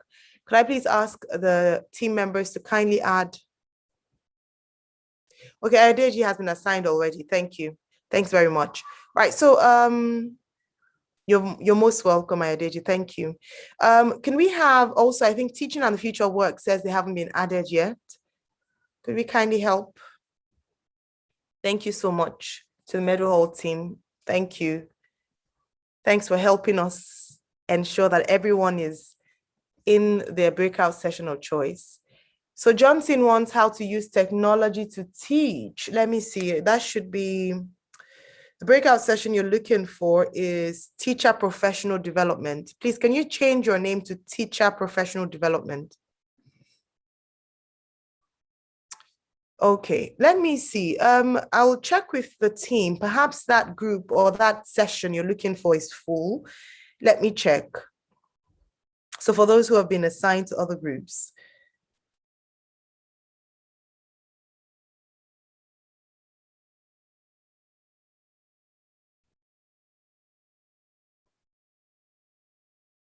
All right, can I, oh, not full, okay, thanks. Can we have Ayodeji wants to be reassigned to the teacher professional? So Ayodeji, you need to accept the prompt. So for everyone who's asked to be assigned, you'd be sent a prompt. So you need to be looking at your screen so you're able to accept the prompt. So they'll send you an invitation, and the invitation, then you click on the invitation and it takes you to your room. Thanks. So that phase one is how to teach slow learners. Let me see. So what you're looking for is, there's no breakout session like that. I'll read the breakout sessions available again, and then you can see which one best fits for what you're looking for. So we have teaching and the future of work, right? Then we have teacher professional development and using technology to support teachers. So that's the technology one. Then we have getting it right in our schools. That's the next one. And then the fourth one is school owners workshop, school financial management. These are the 4 breakout sessions available. So you can pick any of the 4 I've mentioned. Thank you.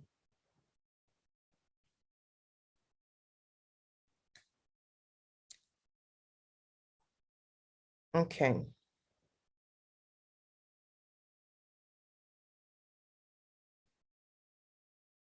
Right. So if you are still having a challenge or having challenges with joining your breakout room, please share with me so we can attend to you. Thank you. All right, no invite yet. Okay, so can we look at teaching and the future of work? There's someone with teaching and the future of work still waiting for an invite. And then we have teaching professional. Okay, Ayodeji is still waiting. So Ayodeji needs to be put into the Google room, please. Then future of work. Teaching and the future of work. Right, a member of our team would get to you. Thank you for your patience. So could we kindly attend to, we have 3 pending. Right, okay, so you have getting it right. So if you wanted to join the future of work, you need to change your name. Your name is currently getting it right. But what you need to put there is teaching and the future of work as your name. If not, you're going to be put into the breakout session for future of work. Thank you.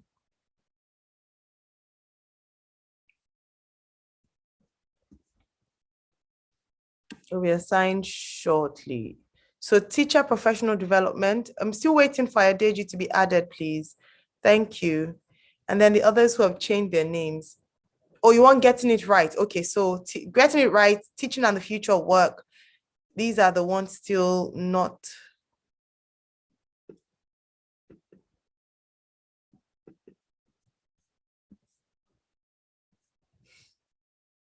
Okay, we're getting to you. Okay, getting it right.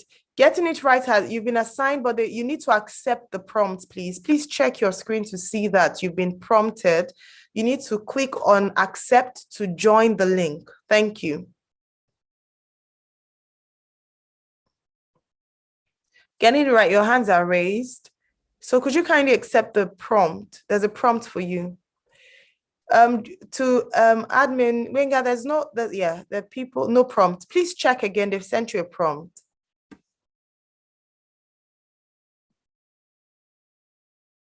Getting right, kindly send. It just pops up on your screen. So maybe you were busy or you touched something and it went and it didn't go. Could we try resending to getting it right? They cannot see the prompt. Okay, teaching. Wow. Okay, so I did. You were still on this one. Teacher professional development to be reassigned, please. Yes. So could we reassign teacher professional development, Ayodeji, please? Thank you.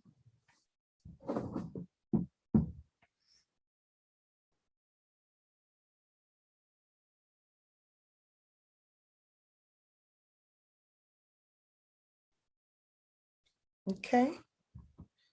Okay, getting it right. What other group did you get a prompt for?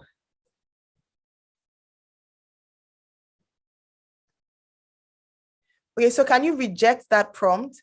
And I'll ask so don't click on not now. And then I'll ask, please, can we help getting it right to go to getting it right group? Okay. Okay, so please put getting it right in okay rejected. I'm sure they're looking. Okay, future of work, please, not financial management. We'll get to you very shortly. Thank you very much for your patience. Falarami, you need to please change your name to Teachers Professional Development to add you so we can see and assign you to the breakout room of your choice. Thank you.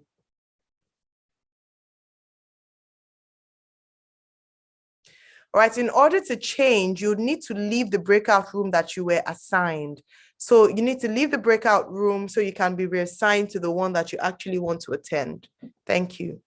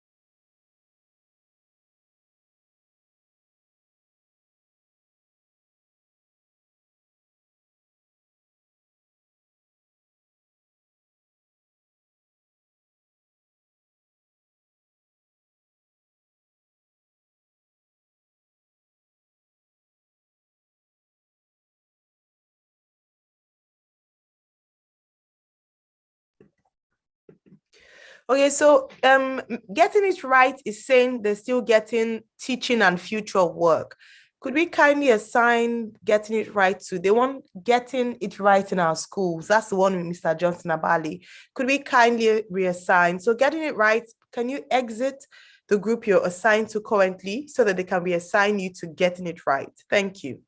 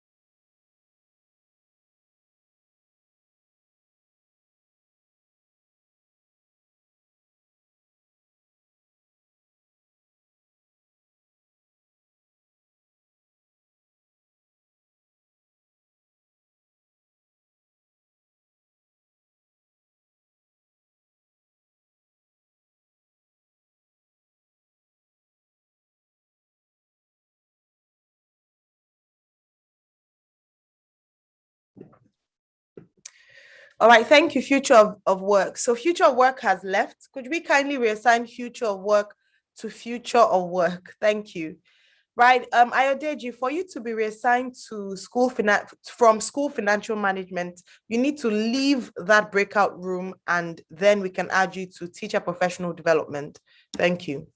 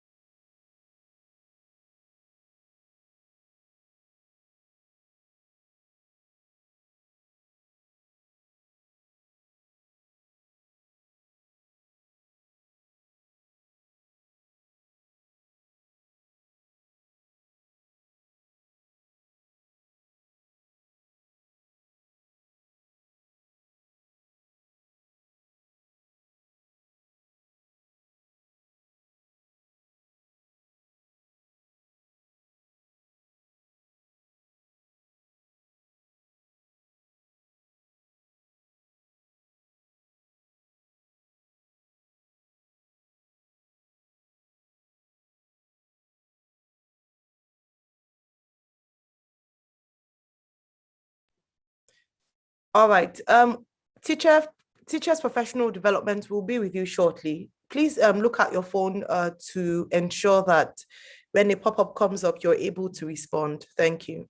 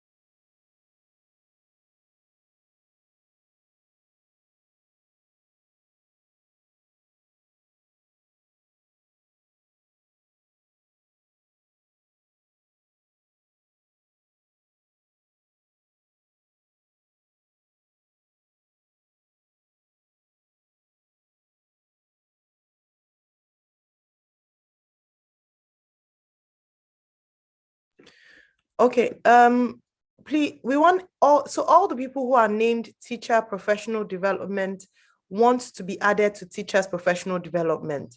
So is it possible to add all of them to all the people whose names are changed want to be added to teacher professional development? Thank you.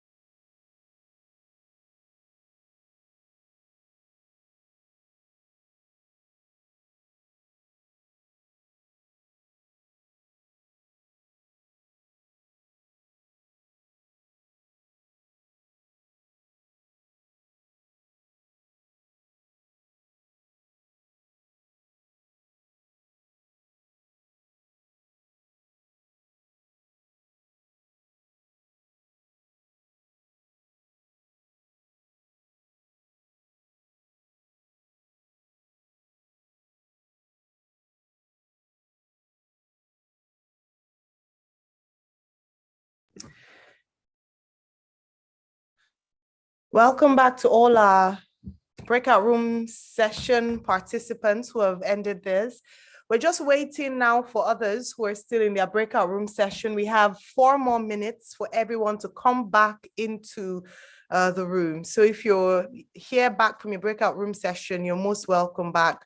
We have 4 more minutes to go, and then we will continue today's convention. Thank you.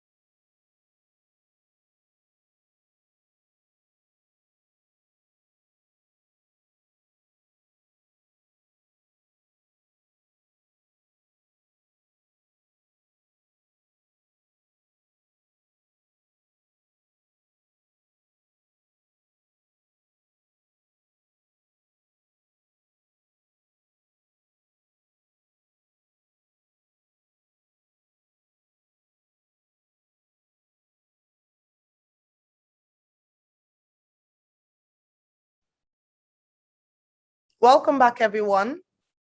Thank you very much. I know we're still waiting for a few more people from their breakout rooms.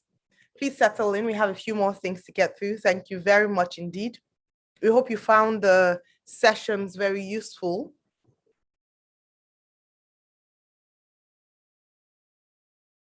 Thank you. In about 2 minutes, we'll be rounding off and welcoming back others from their panel session. Thank you. Just to let you know, once we return, I'll be announcing the winner for the first fastest fingers. And then we'll have a TED Talk by one of the students of Meadowhall School, Miss Tundun Olugbenru, who'd be giving us a 10-minute TED Talk. And then one you don't want to miss, Stories Worth Sharing, a panel session where our speakers are going to share from their experiences some very unique and inspiring stories. So you certainly want to stay tuned for this one. Thank you all so very much. Thank you, Modupe Ola, for saying, Amusan, for letting us know it was very useful. We're grateful for that. We'll wait on for a few more people and then we'll commence the convention. Thank you. You can quickly have a bathroom break or grab something to eat or drink, a snack or food, whilst we wait for the other participants to join us in the room. Thank you.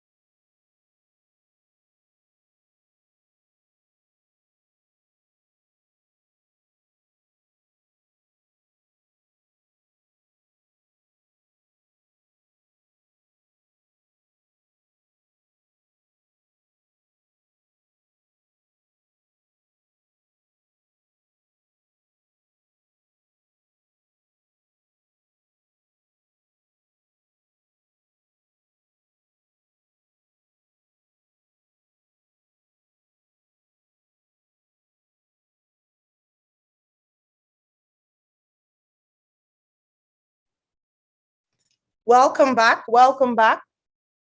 Thank you very much. We're welcoming back all our participants from the different breakout rooms. Thank you so much. Yes, we're loving the feedback so far. Educating, inspiring. Those are some of the comments that have come through already. Thank you all very much indeed. Kindly put in your comment section what breakout room you are in and how you found the session. Thank you all so much. Refreshing, Ajuma, thank you. Faustina says, what a session. Mr. Okweson, thank you. Olayinka says, awesome. We love to see that. Interesting, very interesting, says Akinwale. Splendid, says Adewolabi. Keep it coming. Thank you. KB says, futuristic and great session. Thank you so much. Insightful. Breakout session was awesome. What we love to hear. Excellent. Every single topic, every single room carefully thought out for your benefit. So it's excellent to see such great and heartwarming feedback from you. Very insightful session, Susan says. Enlightening, says Olabimpe. Love it, love it, love it. Please keep it going in the comment section. Mind-blowing. Love it. Reflective session, enlightening. Now, don't forget what the speakers thus far have said in terms of where we're thinking education and we're looking forward to implementing the things that we have learned. So it's beyond saying what a fantastic session, what an insightful session, mind-blowing session, splendid session. It is supposed to challenge you to rethink. And beyond that, it's supposed to enable you to adapt, to adjust and to achieve in the education sphere. So please, please, please, we look forward to your action plans and you implementing the things that you have learned from the breakout session.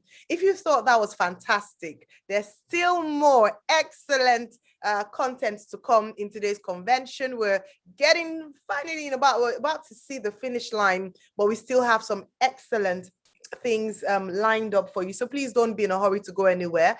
We're still streaming live on YouTube. And if you want to, it's Meadowhall Group on YouTube. That's the handle. You can still send the link to someone.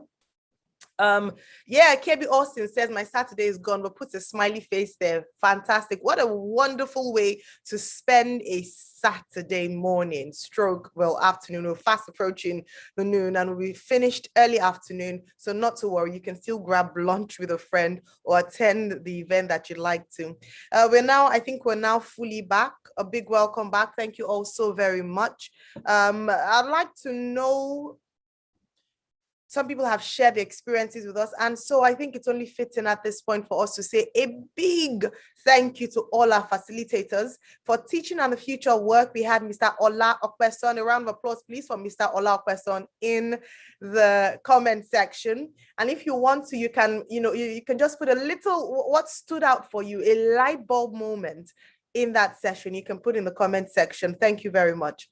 Then we had, for teacher professional development and using technology to support teachers, we had Mr. Ebuka Ufere from Google Nigeria. Mr. Ola Okweson is from MaxPort, while Mr. Ebuka is from Google Nigeria. So if you love that session, if you're in that session, a round of applause and share with us light bulb moments. Perhaps we can pick up one or two things, even though we couldn't all be in that room.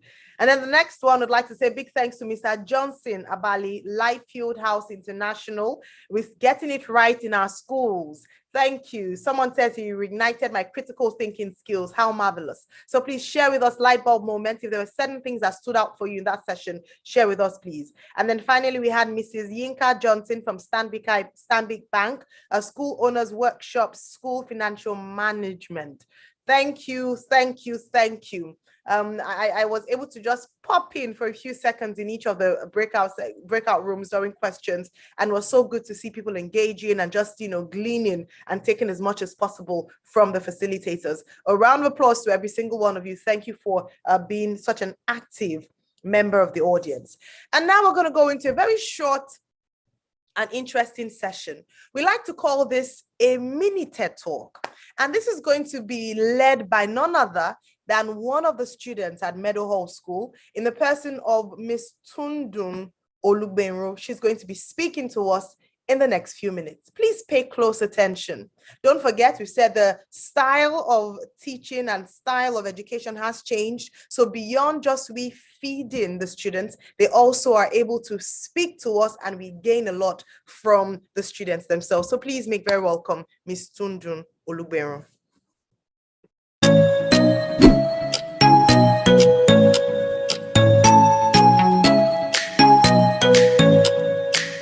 I want an opportunity to become my own person.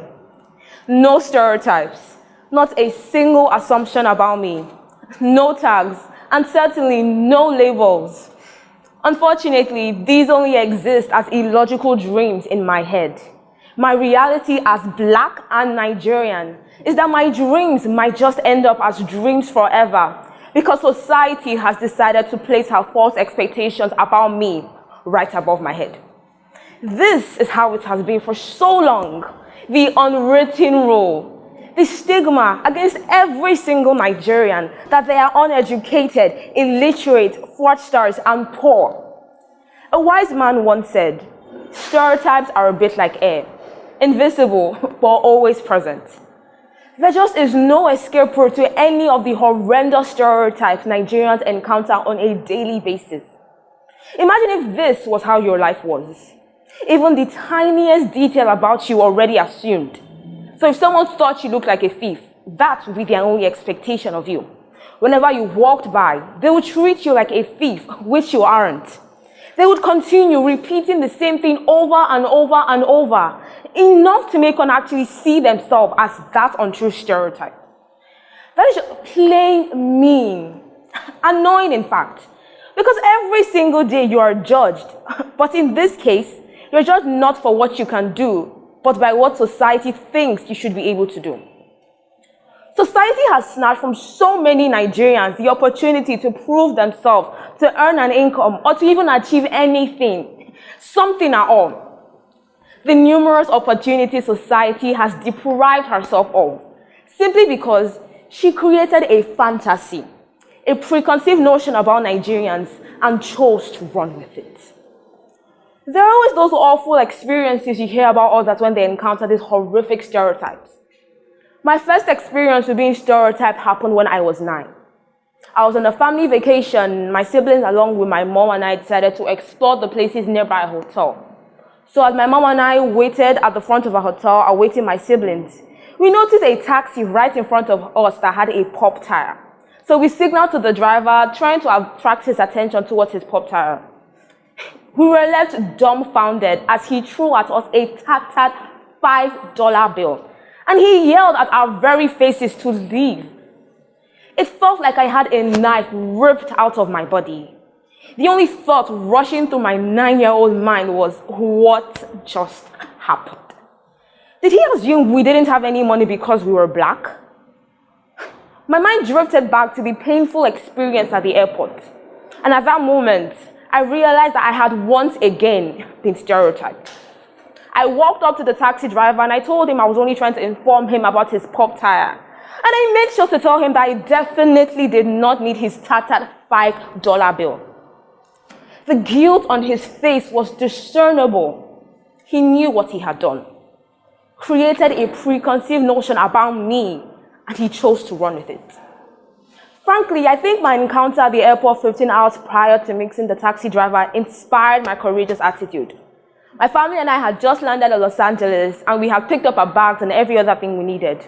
All we had left to do was go past immigration and would finally be able to get our hotel. So we stepped up to the counter and proceeded to hand in our green passports. Instantly, the officer's face turned sour. I was confused. A train of questions followed us. He kept asking us why we came to Los Angeles, if we had enough money to cover our trip, or whether we had plans to run away from Nigeria. The series of questions all hinted to whether we had plans of running away from home. My 9-year-old me just thought they were doing their job. Only now do I realize that they were not doing their job. Other people of other nationalities were there, but they only chose to search our bags. They only chose to ask us thousands of questions. He pulled us aside and instructed us to wait for him to get back to us. We became the center of attention. Everyone was looking at us and pointing. What had we done to deserve this? As the officer returned to his table, it dawned on me that the passport the person showed was a red one. I expected him to start interrogating the man, and I had subconsciously created a spot for the young man to stand, since I already assumed he would be asked to stay by our side. I didn't expect that to happen. The man was not asked a single question. The officer had plastered onto his face the brightest smile, and he told him, "Welcome to Los Angeles." Confused definitely could describe what was happening. I began to tug at my dad's shirt, and when he looked at me, I asked, why did they let him go and not us? He only patted my head in response to my dismay. I now realized that a part of him had expected that to happen. 5 seconds later, the same officer walked back to us and he began to search all of our bags. He scattered all of our neatly packed items. My 3-year-old brother was in tears as our bags were torn open and scattered. We were being assessed. And I remember thinking we had been arrested. My parents were downcast. My older sister was down, and I, regretful. They had searched our bags, questioned us, gotten our hotel reservation information. They kept us for a whole 3 hours. There were other people from different countries, but they only gifted us with their special attention. We were the only ones from our plane that were yet to leave the airport. I kept seeing people hand in their passports, and they were gifted with generic greeting. "Welcome to Los Angeles, have a fun time." To my utmost disgust, the passenger I had recognized that was let to go without being questioned was given express clearance on the perception that everything was fine and that nothing was wrong. And there we were, pulled aside. 3 hours after we were done, we met the same guy stranded at the parking lot, waiting for someone to give him a helping hand. The man from Central Europe that the officer thought was okay ended up having a struggle. It was my family that had to give the guy from Central Europe a lift. He had no money, and we ended up having to give him a $100 bill so he could feed himself. The person that was supposed to give the young man a ride ended up bailing on him. And the poor man didn't even have enough money to afford public transportation.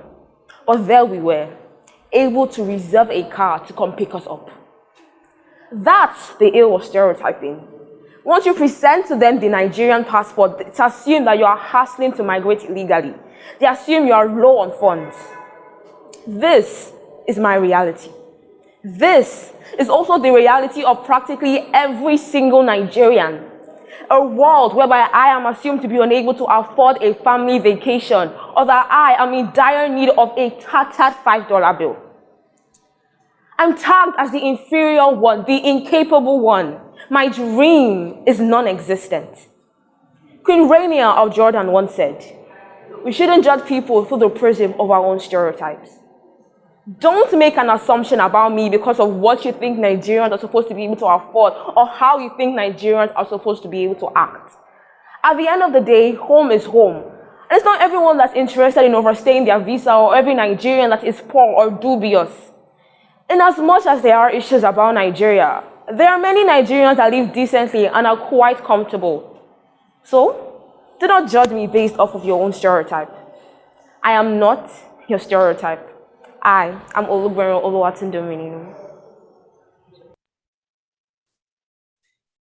Thank you, thank you, thank you so much. I'm sure you'd agree with me that deserves a round of applause. I dare say if we were physical, in a physical venue, you would give her a standing ovation. A round of applause, brilliant, from Tundun Olagbero from Meadowhall School. Thank you, Miss Tundun Olagbero. Excellent, excellent, not a stereotype. And you know, as she spoke and shared her experience, even from that very young age, it just made me think, what are some of the stereotypes we have about the teaching profession, about education in Nigeria, about students, about the people that we cater to? I hope that one of the things that we will do at today's convention, or at the end of today's convention, is to challenge those stereotypes, those things that we assume to be the norm, and actually break out of that thinking and dare to do something different. And so, Tundun, thank you. Thank you so much for opening up our minds and helping us see things a bit differently. Because for many of us, we have stereotypes. And so the big question from Tundun's presentation is, what are your stereotypes and how can you challenge them? All right, the time has come for me to announce. I know you thought I forgot, didn't you? I didn't. To announce the winner for the very first giveaway. We have, allow me, drum roll, please. The first winner is Kelechi Okafor. Kelechi Okafor, congratulations. The answer is CMS Grammar School, the first secondary school in Nigeria. Congratulations, Kelechi. Really grateful. And now, before we go on to our final session for today, before the closing remarks, like I mentioned to you, this is not a session you want to miss. We have individuals who have exceptional stories, and they're going to be sharing them with us this afternoon. So please don't be in a hurry to go anywhere. Instead, in fact, invite more people and tell them they need to be here for the next 1 hour. Now we have the next question. Don't forget, the winner is going to get a voucher for Google Teacher Certification courses, which is absolutely amazing. So please send us I'm about to ask the question, but before then, I'd like to ask Kelechi, who was the winner of the first question, to kindly send an email to the host. So the host is Meadowhall. Kindly send an email privately. Send your email address to the host. So for Kelechi, send your email address to Meadowhall, which is on the platform. Now, ladies and gentlemen, are you ready? What is, don't forget, fastest fingers, what is the largest country in the world? The largest country in the world. What is the largest country in the world? I see the answers coming through.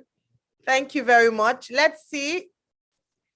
What is the largest country in the world? Let me see. Are you allowed to Google? Okay, well, they are partners, so today you can Google. What is the largest country in the world? All right, we have our answers in. The answer is, and I'll please ask you to kindly tell me who, because I couldn't even keep up. The questions were pouring in fast. And so thank you all for participating.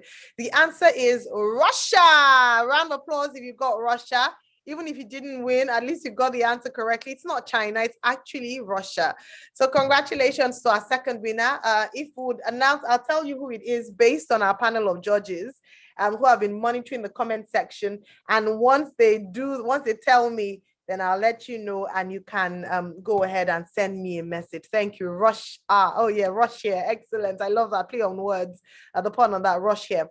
All right, let's move on very quickly to our next session. Ladies and gentlemen, I hope you're ready for this. It's going to be inspiring. It's going to hopefully challenge you, and it's going to help you rethink, right? This panel session is being moderated. I'll introduce the moderator, and then she will introduce her panelists. And as we mentioned, in the course of the speaking, you can send in your questions so that we can take them at any point in time. This panel is going to be moderated by Mrs. Viba Kotari Singh. And allow me to introduce her as she then introduces her panelists.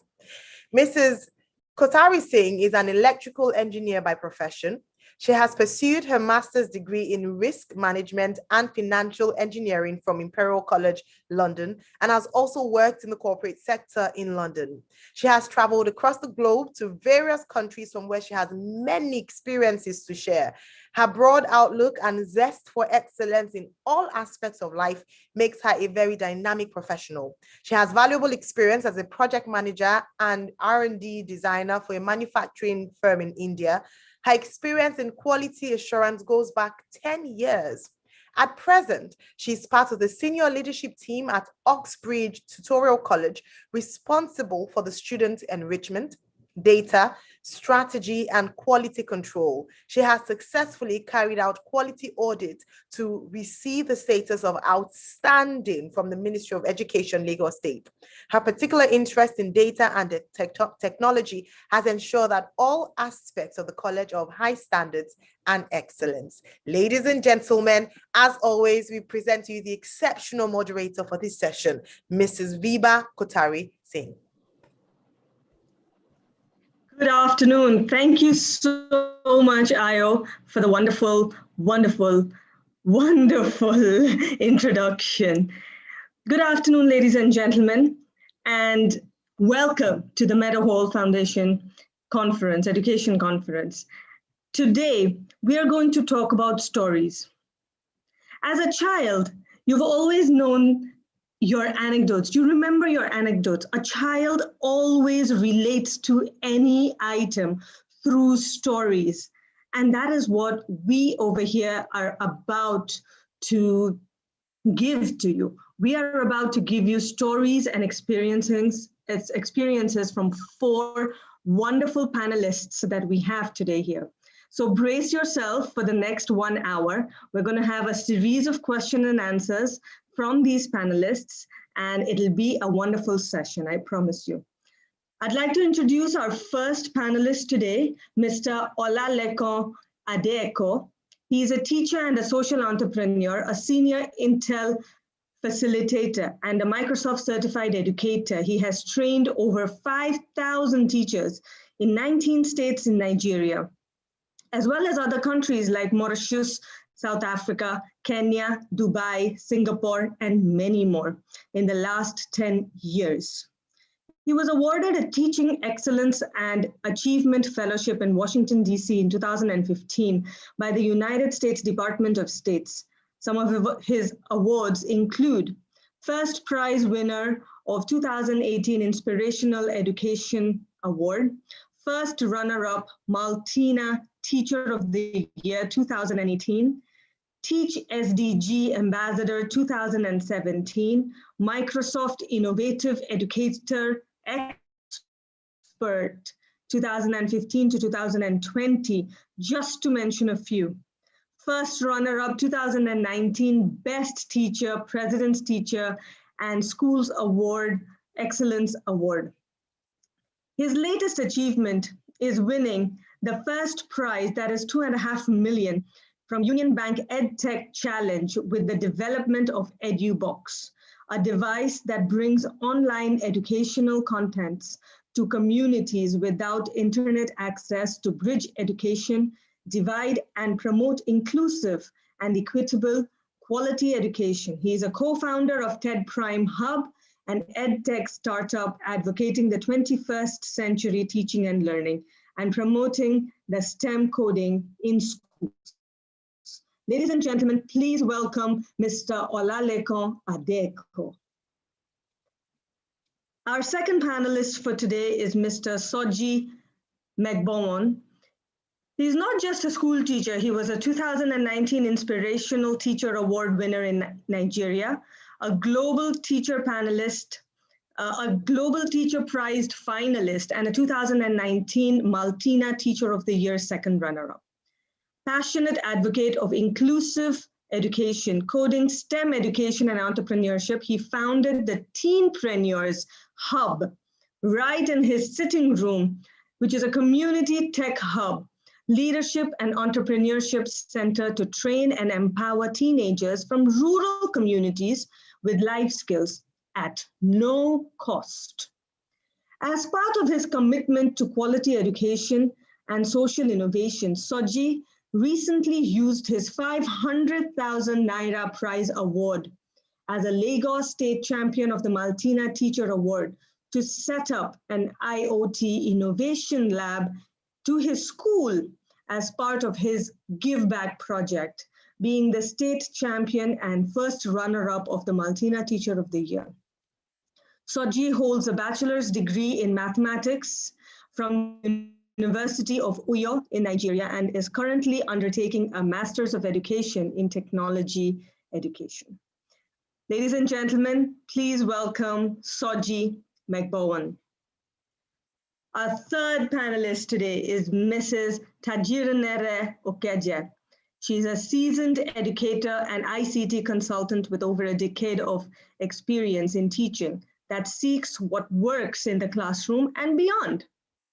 She is a graduate of computer science, certified Microsoft Innovative Educator Expert, MIE teacher trainer, and teaching with technology expert with Microsoft platform. She is currently an administrator and advocate of 21st century learning skills in the classroom driven by accessible modern ICT tools. She influences teachers on the use of modern technology in teaching and learning through teacher trainings, workshop, both online as well as offline. She's a founder and lead instructor for the Techiest Kids Zone, a coding and ICT education club that develops and nurtures the 21st century learning skills in young children through STEAM activities. Please welcome Mrs. Taji Okeje. And the final panelist is Bemisola Olonge. She's an economist and she's a development analyst at Steers Business, where she covers the education sector. With BSc and MSc in economics, Bemisola is passionate about education and has volunteered with Slums to School Foundation to provide education to indigent children in various parts of Nigeria. She has also been invited on different occasions to share her thoughts on key issues in the sector. Ladies and gentlemen, please welcome Bemisola Olonge. I would like a round of applause for all our four panelists. Can I please request the four panelists to kindly open their videos so that everybody can see them. Thank you so much and welcome to this platform. I hope that we all enjoy this. Today we're going to talk about integrating technology to stimulate creativity. And to this, I'm going to say that through stories, I would like you to bring out how to marry technology, to bring in innovation to the students, to bring in creativity amongst the students. We'll start first by breaking down the question or breaking down the topic in itself. So, Taji, can I please ask you the first question? What do you understand by the word technology, and how do we integrate this in the current education system? Thank you, Viva. Good afternoon, everyone. Technology is simply put as a practical application of advanced science in our day-to-day life. Simply advanced science we use for, besides education, we use at home, we use every other place. So implementation, or integration, sorry, integrating technology in our classroom starts from school leadership. From school leadership to the teachers in the classroom. The teachers are the ones that actually implement the education because they are the ones who go to teach the children.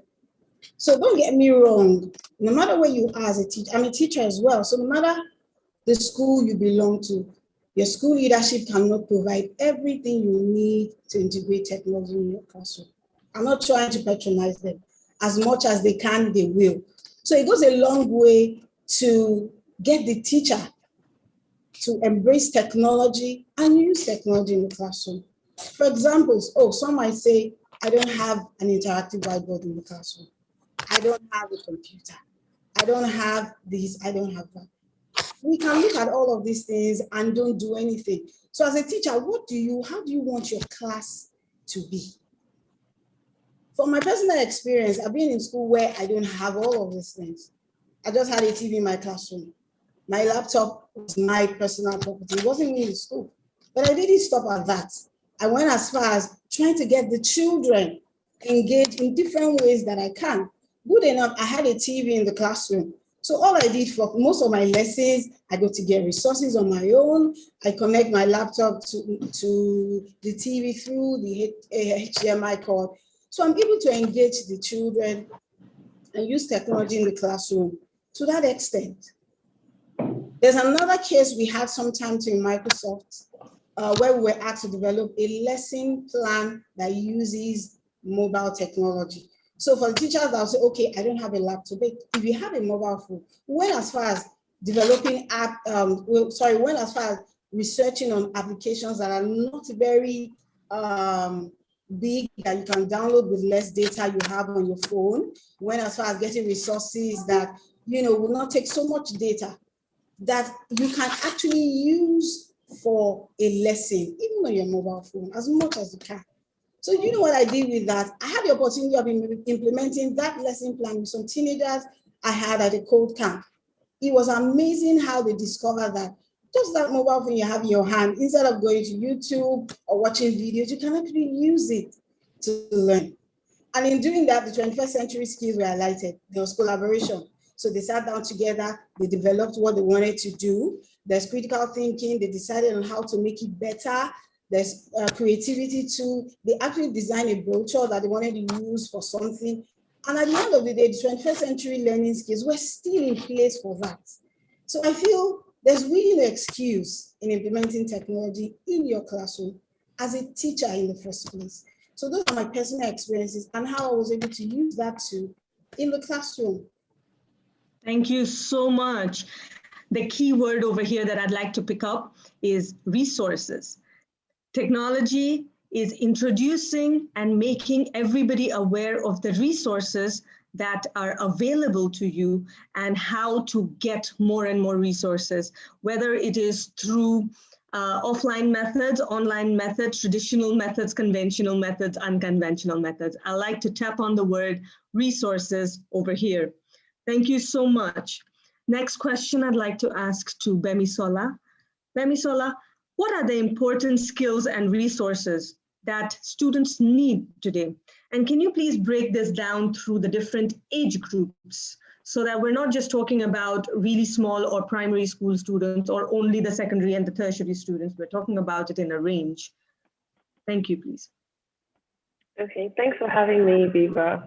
So I'll just run through, since this session is meant to be stories worth sharing, I'll just share a story of a student. I'll just let it form in my mind. So let's call her Ayo. So Ayo is born, and at 2 years old, she gets into kindergarten and or preschool.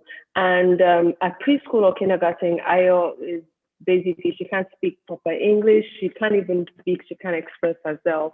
So at that point, the skills that she's learning, literacy and like numeracy, she learns how to pronounce words and make up sentences and express herself. At that point, the skills are basically targeted at understanding the environment around her and communicating herself, how she feels and like what's going on around her.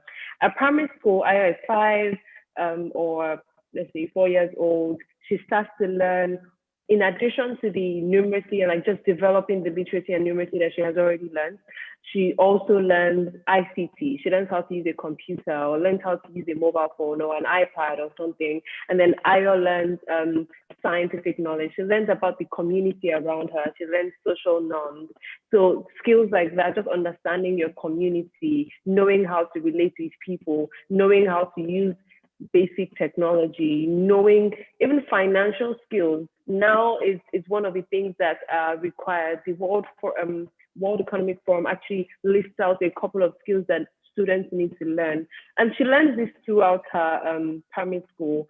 Aya gets into secondary school. Now she's 10 years old. She needs to learn things like critical thinking, problem solving. Then she's faced with more technical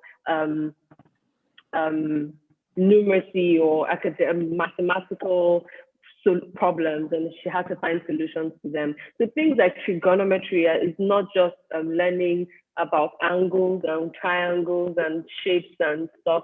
Aya understands how to apply this into her everyday life. She understands the purpose of angles when she's looking up a tree or something, or when she's trying to run somewhere. She knows the purpose of distance and time and all of that. She can calculate a lot more. Aya also learns how to communicate. So at the beginning of her life, she was able to speak, right? But then communication goes beyond that. It goes to understanding, to listening, to also picking up nonverbal communication and being able to contextualize communication. So she understands what a word means in a particular context, right? So she's able to also communicate likewise. And then Aya is also curious. She learns how to collaborate with her team. So skills like collaboration, problem solving, leadership skills, initiative. And one way that the OECD countries, that's the Organization for Economic Cooperation and Development countries, there are about 37 countries in Europe and America that belong to that community. One way that they sort of push this is through an exam they call PISA. So in PISA exams, 15-year-olds are brought together to sort of use the knowledge they have gained in their lives to solve real world problems. So they're not even in university. These are students that are just getting out of secondary school. So they're not waiting until they graduate from university to solve real life problems. They're solving the problems right there and then. So understanding how to solve problems, understanding critical thinking. And this is why repeatedly countries like Finland, countries like even China, their students come up top in the PISA exams because they understand this. And I mean, we know China is the manufacturing bed or capital for the entire world. And then you'd hear people usually say, oh, that's because, you know, China labor is cheap. But it goes beyond that today. Labor is cheap, but they are also very, very smart people in China, right? So you get people who are able to develop apps, to develop devices from scratch. So those are the skills that Aya learns in secondary school. So just understanding, and on top of those skills, when Aya gets into university, because university is supposed to be for research, it's supposed to be a place where we develop new things, really. So it's at that point that Aya then fully embeds all these skills that she has learned from the beginning of her life up until university, and then solves problems and then, you know, provides solutions to issues around her. Thank you so much. I love the way you've kept it one person's story through her life. It's been wonderful. Thank you so much for this journey that you've taken us through. I would like to ask the next question to Mr. Olalekon. Let us take an average school, for example. Now, in average school, teachers are striving to get results, and their classes are normally overcrowded. So you're just trying that, okay, at the end of the day, the final exams, the results are showing that is a plus for the students, that is a plus for the teachers as well. And since there are so many students of various ranges, various academic prowess, that's the only goal, let me just put it that way, is for that time. How would you crack this issue to introduce resources and technology, which is not academical, or rather, which is not part of the core curriculum, into the lives of these children? So this would be advantageous to the teachers who are on the platform, who struggle to create time to actually spend time in resources and technology and other aspects of the non-academic, non-core curriculum. Mr. Olalekan, please.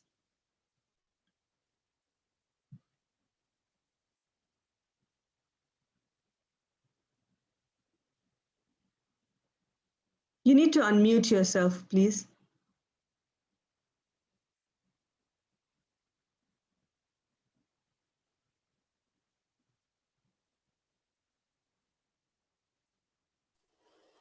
Oh, thank you. The host I wasn't allowed to unmute initially. So I'm happy being here with you. So that was a great question. So I'll start by sharing my own experience. I teach in a public school here in Ogun State. I've moved from one school to the other. If I'm counting now, this should be my third school. And I tell you that there's 3 schools that I've worked are schools with higher number of students. So we had an average of about 70, 80 students in a class. So it was a big one for me starting out my teaching journey in 2005, and I'm faced, just fresh out from the college, that I'm faced with the daunting task of teaching 70, 80 students in a class. As at then, I was even very young, so the age gap between myself and my student was not that huge. So what I did was just to present myself to them as a learner too. So they saw me as a student too, so we were ready to engage. I put myself in their own needs, so we're able to discuss issues together. We're able to talk as friends, so they were able to listen to me. So I ensure that my learnings, my teachings are fun. We usually have lots of activities. I introduce a lot of things to the students so that they don't need to sit down in a place from the first minute to the last minute that I'll be in the class. So we're having 70, 80 students in the class, and I was supposed to teach computer studies. And in the school, probably we're having like 5 or 6 computer systems then when I started teaching. So what I did was to do what we call unplugged computing. Unplugged computing is you want to still teach computer studies, but this time around you're emphasizing on the processes and the concept by trying to use cards, trying to use things around you to ensure that the students understand the algorithm, so that when there is now time for them to make use of the computer system, they've gone through the thought, they've had a thought, they've gone through the algorithm, that they won't need to spend more time on the computer system. So that particular period, well, I came up with the idea of using one of the concepts designed by Intel, the plan it, the do it, the review it, and the share it process. So I introduced these 4 processes to my students. So before you jump on the computer system to say you want to perform a task or you want to practice a particular concept that we've done in the class, before you go there, you need to first of all start by planning on paper. So while you're planning on paper, it's taking you like 2 or 3 minutes to plan. It's possible that somebody must have done his own planning in 30 seconds. So that person would move to the next stage to now do it using the computer system itself. So by doing all this, we are able to work in what we call batch, a kind of a batch process. So the students at the same time are not trying to just cramp around the fewer number of computer systems or the devices available there, but we're able to do a kind of a batch processing. So I was able to assign seats and assign time to the student. So while some people are working in their group discussing issues, some people are actually doing certain things on the computer system, and at the end of the day, we'll flip it. So collaboration is another thing that really, really helped.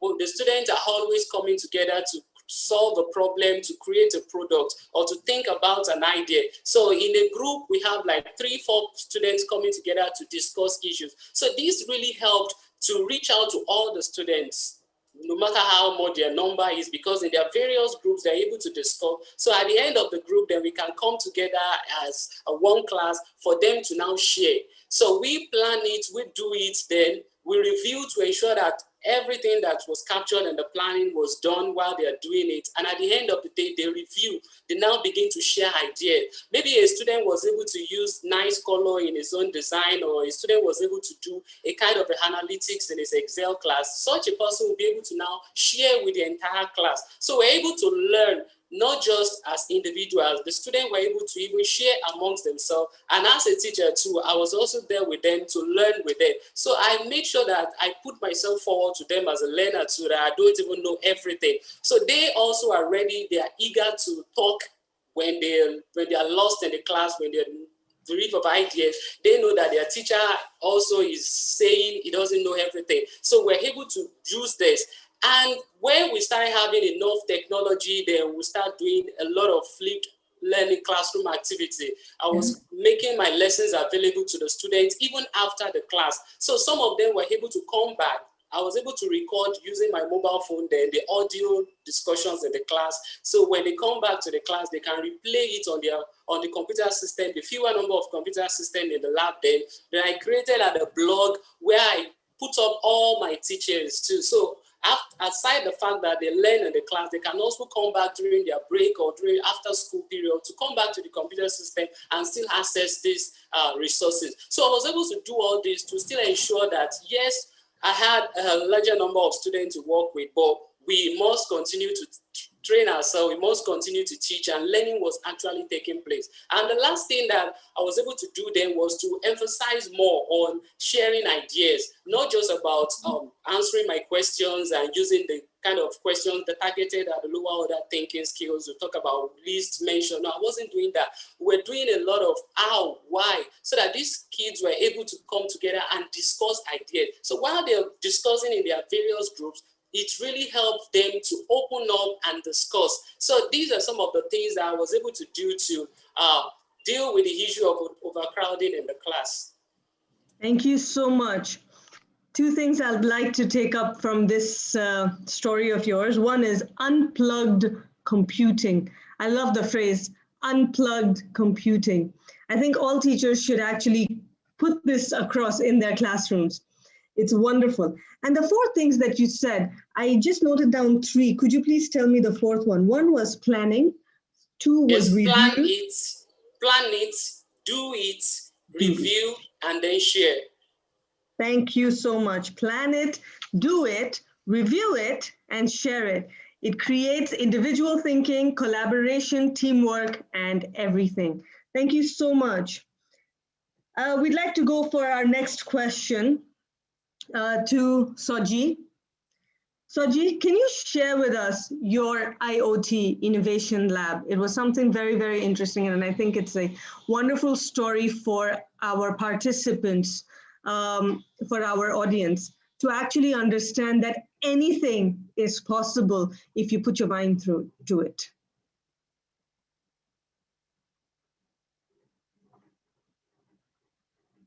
Over to you, Soji. Okay, great. Good afternoon, everyone, and it's great to be here. And I can say that I've learned a lot since the beginning of this section and this conference. My name is Soji, and I teach in a public school in Lagos in a remote community. And I realized when I joined this system, I have been moved from the junior school because of the activities. I got myself involved with my students, so I was moved to senior school. When I got to school, I realized I found myself in another problems, and the problem is simple. The students are expected to leave the school early to learn all kinds of skills outside. And some of them, they learn these skills with, some illiterates, and some, get molested. Some students get abused as a result of looking for skills to learn. And I was taken within me, and the first step I took was to, define my vision. I developed a board, a classroom board. What is a board? I wrote in my classroom board that my mission for the year, because I set a mission every year, every 9 months, and I told them that I am here to take you guys from where you are, for where you need to be in the next 9 months. So I was able to set a clear vision. And in achieving this vision, I realized that these guys will always want to jump over the fence once the closing best goes. And they want to always, go outside to learn skills, to learn all kinds of skills. So their participation in the school becomes so worrisome. They are not more interested in learning. So students leave school, before the closing hour, they're gone, and some don't even bother to come to school. And when you ask them, they tell you that I went to serve my boss. And I was thinking within me what I can do to solve this problem. So I thought of, I was fortunate that year to be the maternal teacher of the year, first runner up.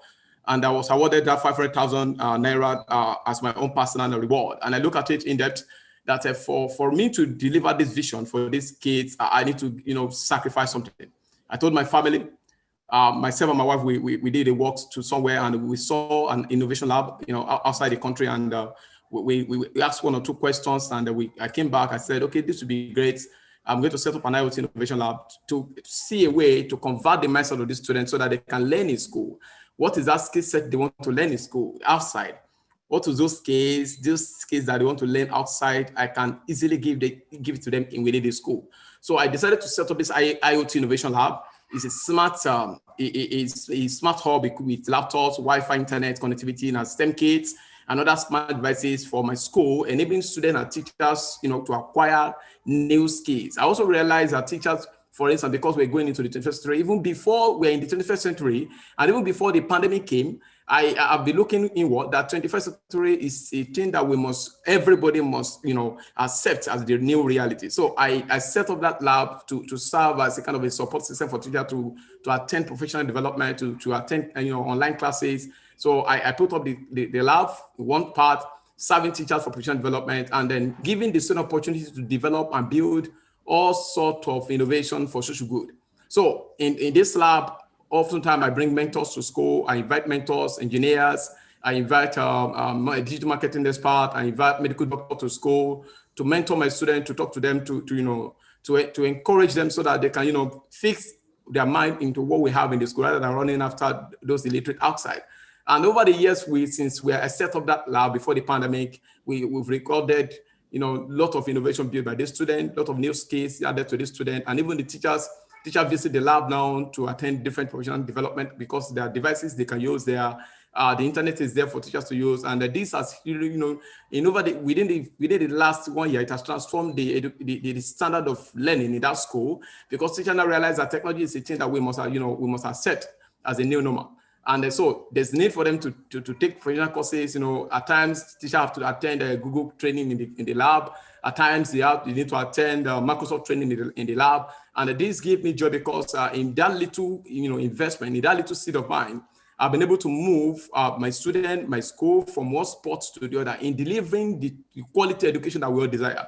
I know that quality education for us to deliver technology is a very viable tool, and we need to have it in the hands of all the teachers. And we cannot place it in the hands of all the teachers because it's quite expensive to do. So I developed this hub as a central location where teachers can connect their mobile devices to the Wi-Fi and take professional courses, where students can visit to use the tools there to build different sort of solutions for social good. And then I've seen students develop solutions in that lab for environmental crisis. Students have developed solutions in that lab for maternal mortality crisis in Nigeria. And I know every time the students come together to ask questions, they'll say, what next?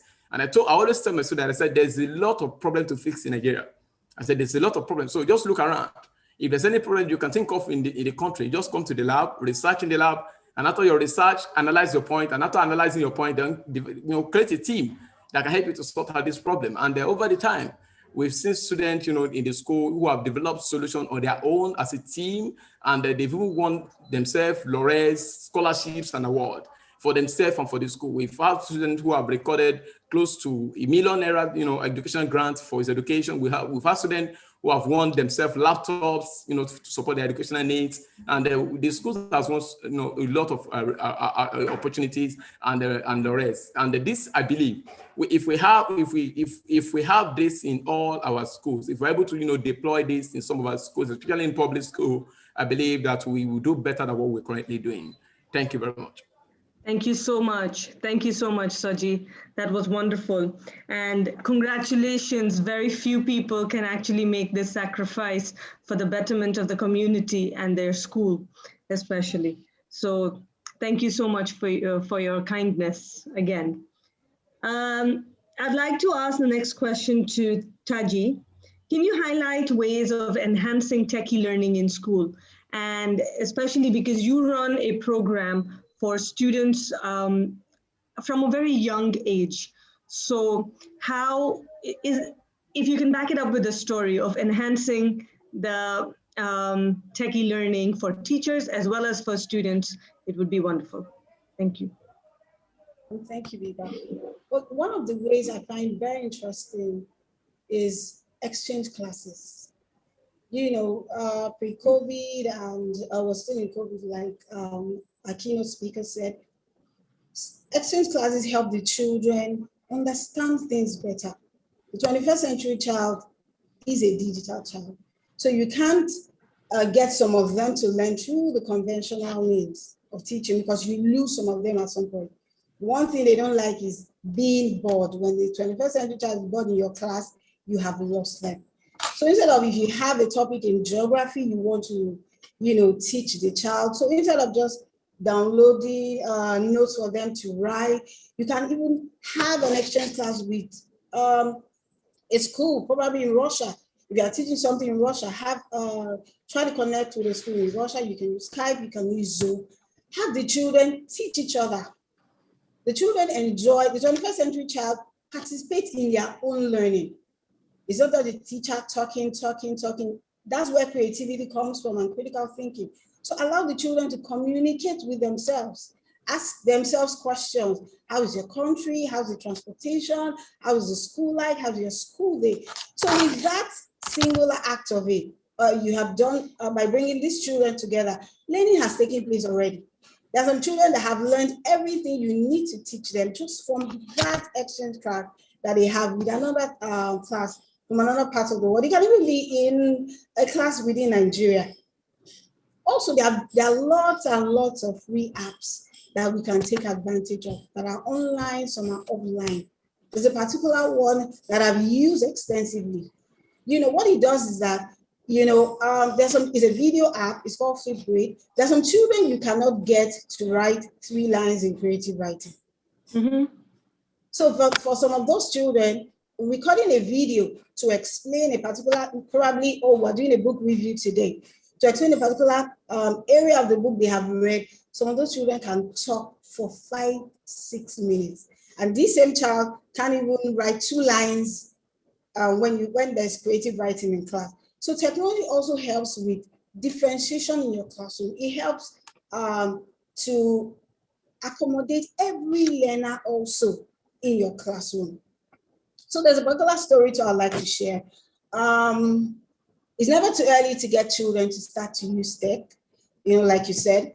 So the school on the mainland, we running a model it's called a paperless day. It's actually a preschool of children within the ages of 2 and 5 years old. Okay. So a day of the week is called a paperless day. So that day, the children are allowed to bring in their mobile devices to school. A lot of our young children have mobile devices. They're allowed to bring it to school. So all the learning for that day is going to be on the mobile device. Their numbers, their writing, their alphabet. So when as far as using, getting them to get a stylus, the stylus is shaped like a pen.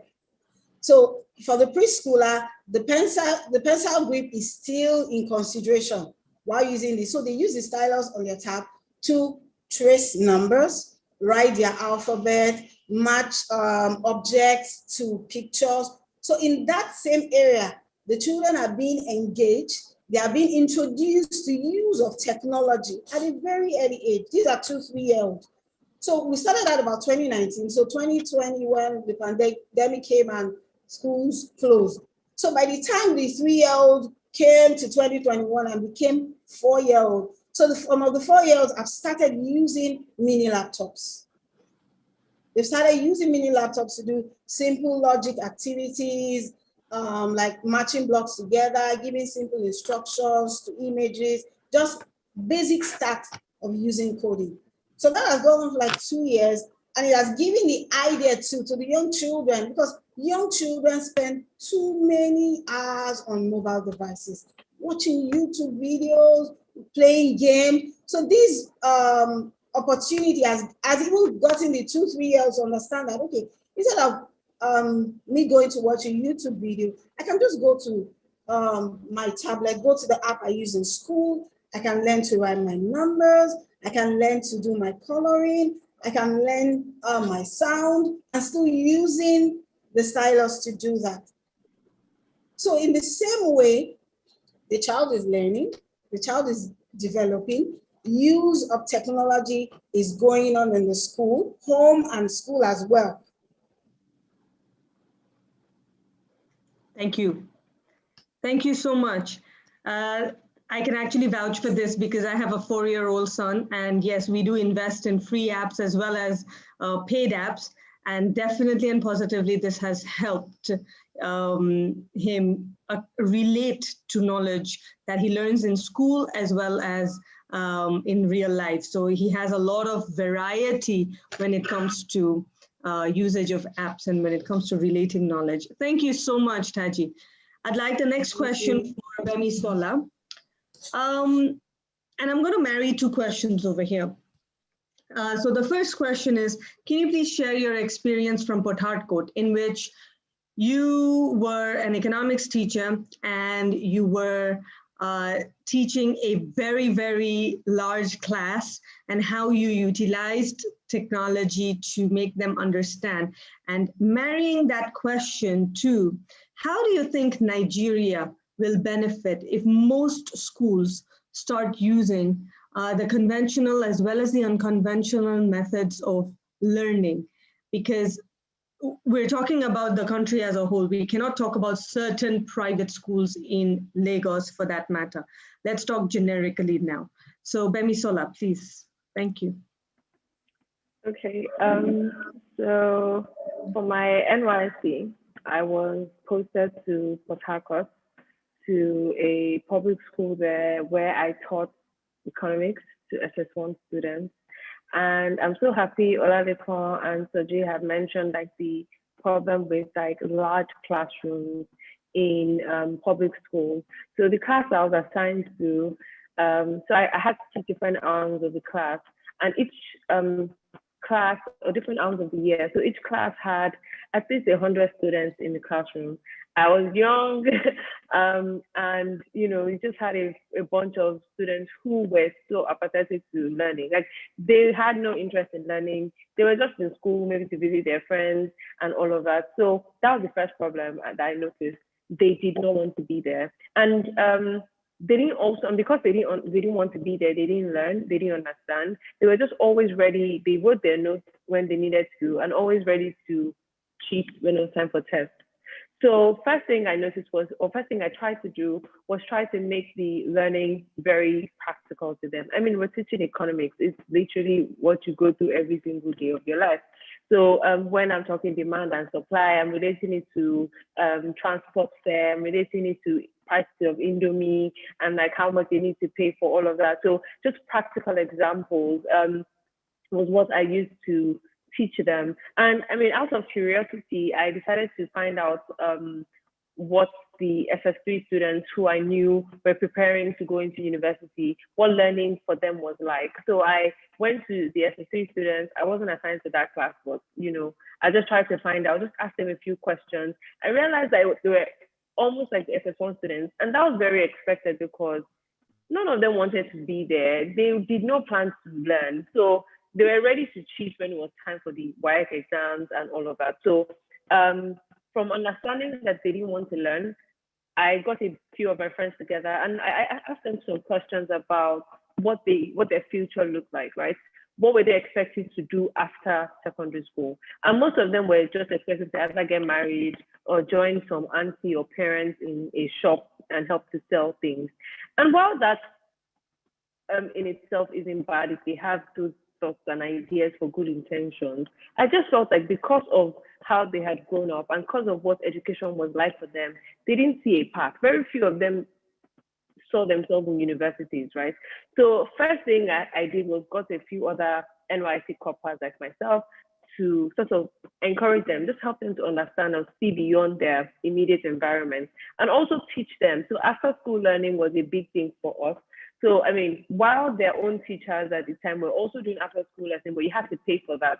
I mean, you have a few students who don't want to be in school and you're insisting that they pay for extra lessons. You won't see them. You will not see them there. So we got them to, we did free lessons for them, got them free books and taught them after school. Back to my SS1 class.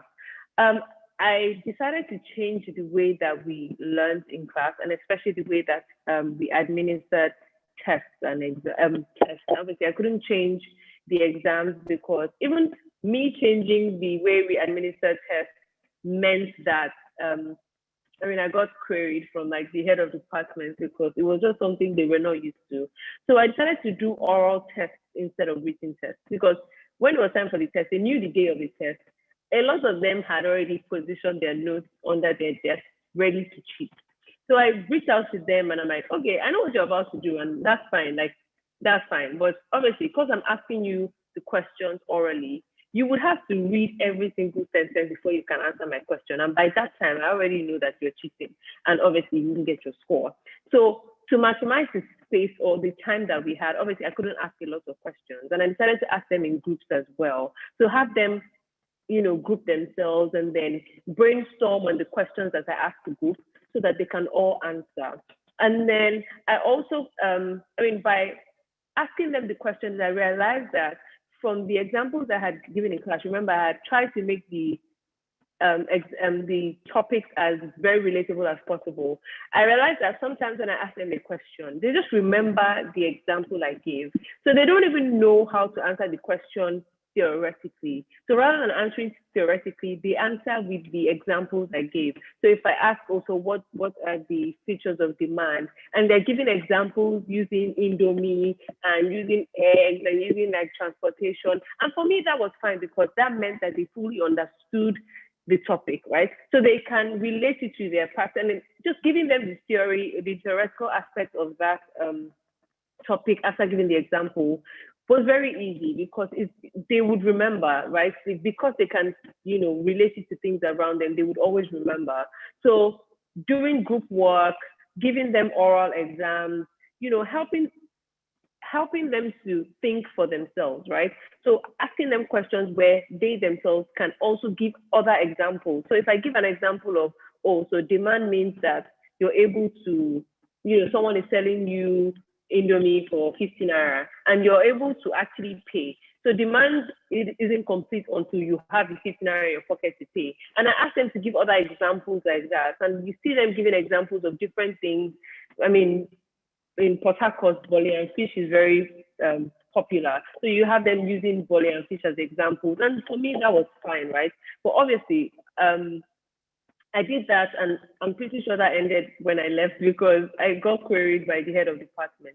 Now to the second part of your question about what Nigeria can benefit from using this unorthodox, also, and just before I go to the second part of the question, another way we use technology was called, for the SS3 students, me and the other coppers that got together to teach them, we didn't have lesson notes. I mean, we're not their teachers. So we had to, do a lot of research online, use the past question books that we had bought for them to think up ways to teach. And then that was what we used to teach our students.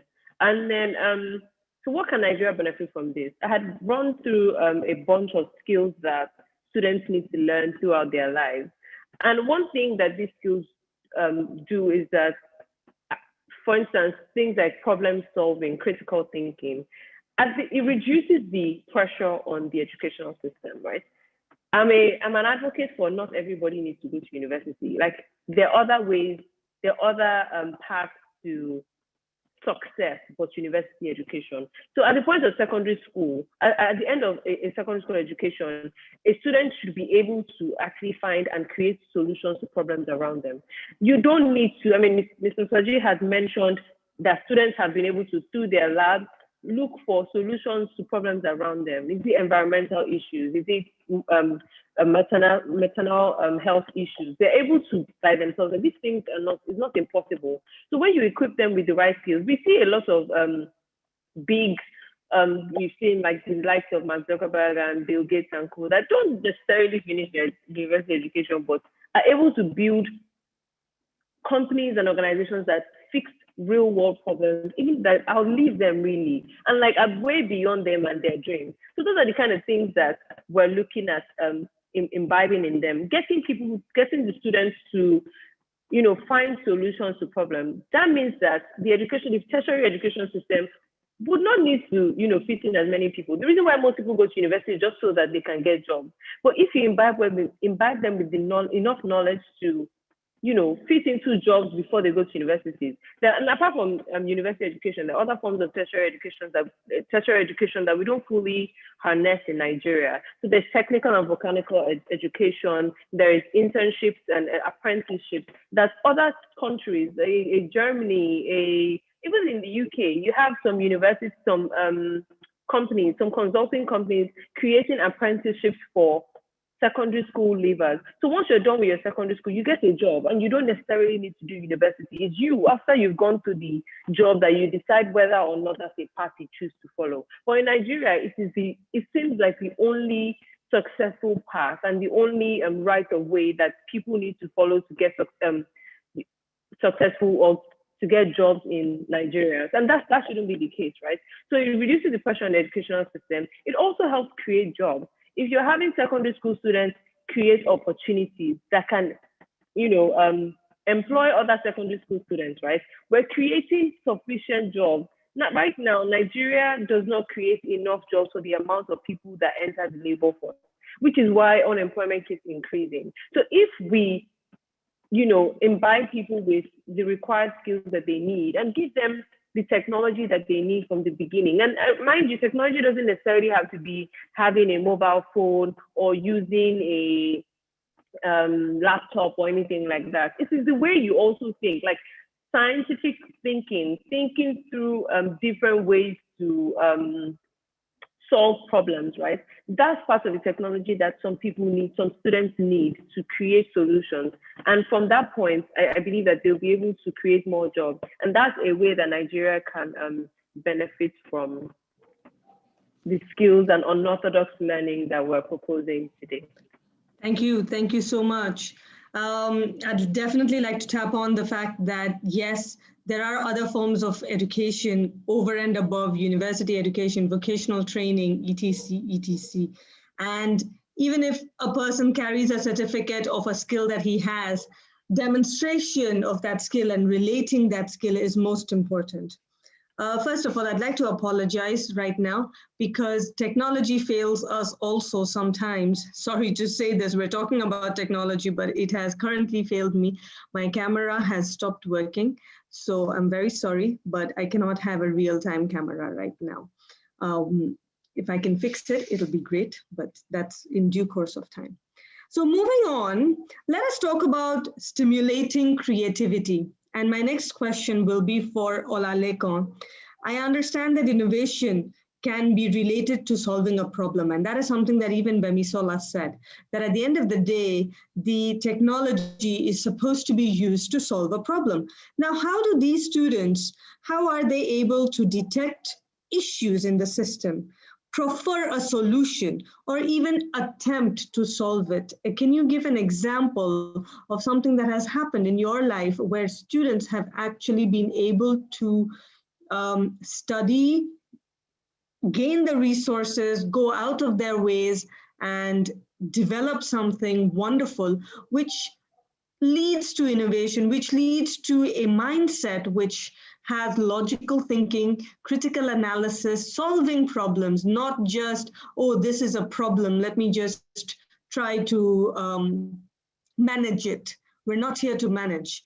So Olalekan, please, can you throw some light on this? Thank you. Okay, thank you for that question. So before I share my story, I'll quickly mention the three things that I usually focus on to spark curiosity in the class. That's interdisciplinary, contextualization, then I use the United Nations Sustainable Development Goals a lot. So interdisciplinary, in my class, I usually tell the student, yes, I teach you computer studies, but we're not just going to be doing computer studies in my class, we're going to be doing mathematics, physics, chemistry, biology, geography, talk about any other subject. So while teaching them a particular concept in computer studies, I try as much as possible to relate it to what they do in their everyday life. So students themselves are made to see the environment issues as their own problem. So they become problem solvers and social change makers by saying that, yes, these are some of the things that we've been experiencing in our own community and in our own household. So we can actually use computer studies, or we can actually use technology one way or the other to address that. And then contextualization, I bring it down to their whole level. So not just give them examples of what technology is being used for in probably Europe or America, but what we can actually do in our own local environment now. And then talking about the SDGs. So if there are teachers out there thinking, how do I even train my students to focus on problems around us? There are 17 goals and about 169 targets there in the SDGs for anybody to look at and just see, yes, I am plugging my idea here. So there was a time I was teaching my students search engine in the computer studies class, search engine, how to use search engines like Google, like Bing and what have you, to search for information on the computer system. And at a point in time, I just stopped. I don't know what happened. And I just asked my student, how many of you have heard of the United Nations SDGs? What is the full meaning of SDGs, and what are the goals therein? And in a class of about 75, 3 students could only raise up their hands, and they were able to just say a few things about the SDGs. So I told them, okay, you know what? We're going to find out about the SDGs, and we're not just going to stop there. We're going to look at a problem in the school and try and see how to solve that particular problem. I was surprised after like a week, and a group of students came to my office and said, sir, I think we're going to solve a problem in the school. I teach in a public school, and they are science students. They should be enjoying biology, chemistry, physics practicals in the school, especially chemistry. They need methane gas. They need to use their bouncing burner and to heat up the chemicals to be able to do certain things. But the funding wasn't there, so they were not having enough practicals that requires the use of bouncing burners and methane. So the students say, you know what, we read up somewhere that we're talking about the climate change, talking about the blowing up the ozone layer and what have you. So we're thinking of trying to see how to generate methane gas using biogas plants. I said, wow, okay. They said they watch a lot of video on YouTube, they got themselves content on the internet, and they were able to make use of the water dispenser container at first to develop a model of biogas plants using cow dung and what have you to generate the methane gas. So they did that, and something happened because I usually look online, look for opportunities for my students and what have you. A lot of them are even representing Nigeria in Europe, in America, and what have you. So these students said, we've been able to do this. I said, wow, but we can't use this in the school as it is now. It will only just probably serve us for a day or two. Then we need to wait for another set of days before the microbes got broken down, then we have enough methane gas. So the opportunity came through the Mandela Washington Fellowships program called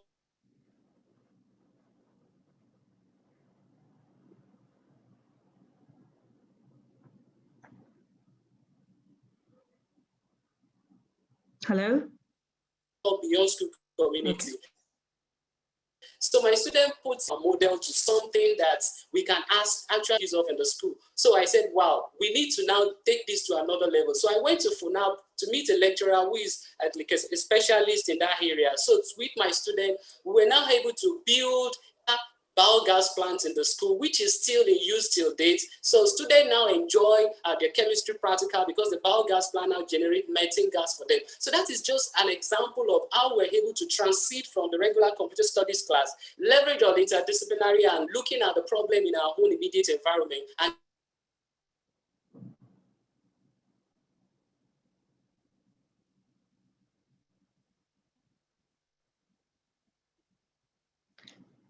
these students are now able to come up with a class and just about are you facing in your house, or what problem are we facing in the school, or if you have any chance, maybe you are the Minister of Education, what are the things that you change in education? And you begin to hear ideas from the student, and I chat them further. So let's try and do something to.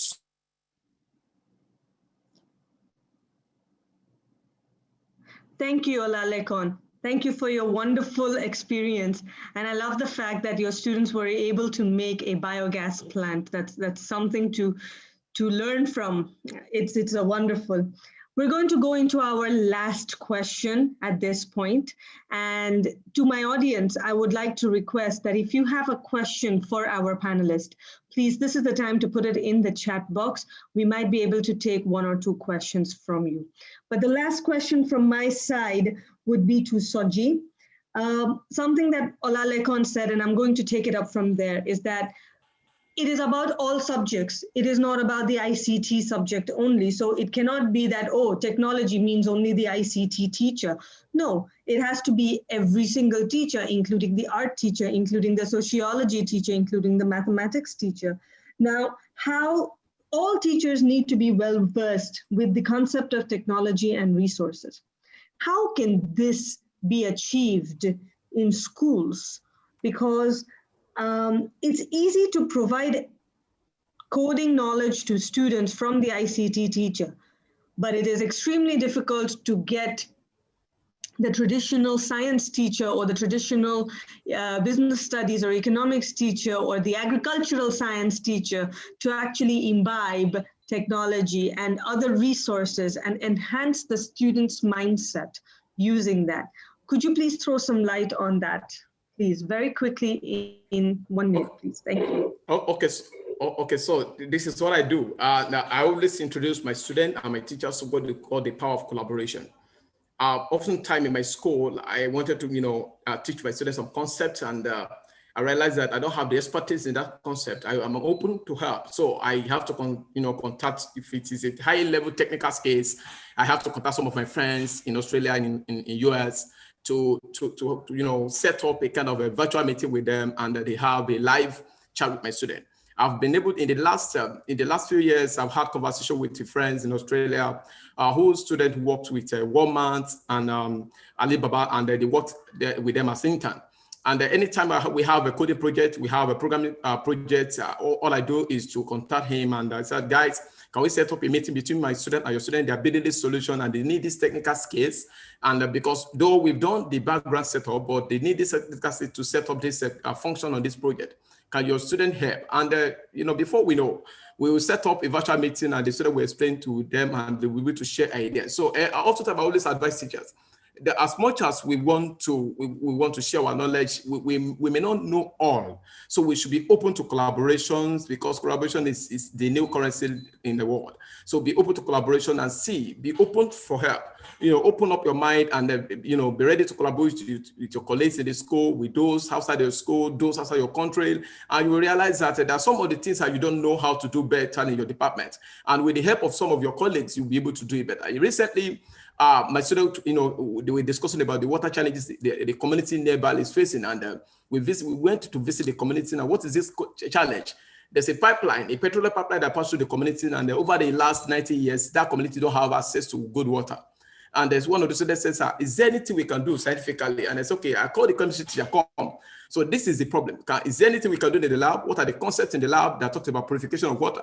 And while they were doing that, I told some of my students, okay, what are the materials we need? We look at the materials, we don't have it in the lab, obviously because of the reality. So we said, okay, let us see how we can, develop some of this model locally. And we're able to come up with a locally made distiller. We built that distiller with less than 2,000 naira. And when we tried this project, after the first stage, second stage, and the third stage, we were able to get a pure water from the, a polluted water, caused by petroleum product. And this is the power of collaboration in one way. That if a science teacher is ready to collaborate with a commercial teacher, if a commercial teacher is ready to, to open for help from an agri teacher, if an agri teacher is ready to open to, to collaboration from even a Yoruba teacher, we realize that we'll be able to do better than we're doing currently. In my school, because I always, expose my teachers to the sustainable development goals. And oftentimes my students have also done lots of projects around the SDG goals. Some of them are also advocates of the SDG. So we pick one subject per term. In last year, the project we focused on was agri. And what we did was that we realized that there's a problem. Students are not interested in taking agri courses. And the teacher always complained. So the students say, why don't we come together and see how we can use technology to drive the activities of agriculture in the school? And we decided, okay, we are setting up what we call school farm project. So we just decided, okay, let's borrow some idea from commercial. We call it an investment farm, where every teacher will invest to set up a farm, and the student we go to the farm to go to serve a kind of a research center. So for every plant, there's always a scientific name. For every plant, there's always a kind of a local name that is being called, and the export values and what it's used for. So when the students see all this kind of conversation happening in a typical agri farm, they will be interested to visit the farm, and before you know, they will be interested to take the course. And as we're talking now, we realize that this project has not just enhance the interest of the student to pick interest in agriculture, but it has also resulted in kind of a source of revenue for the school, because now teachers invest to set up farms and they get the returns at the investment. So students on that spot, they are learning terms in commerce, they are learning terms in marketing, they are learning some concepts in agriculture, they are learning some concepts in mathematics, they are learning some concepts in computer science. So it's a power of collaboration between teachers. Teacher must be open to help. Teacher must be open to innovations. Teacher must be able to creativity. And teacher must be able to the power of connection. Social connection is very important for us to move our education forward. Thank you very much.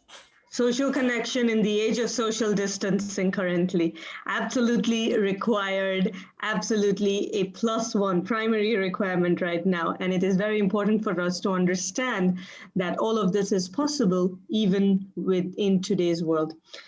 We have a question from Mr. Abiodun Idou, and that will be the last question.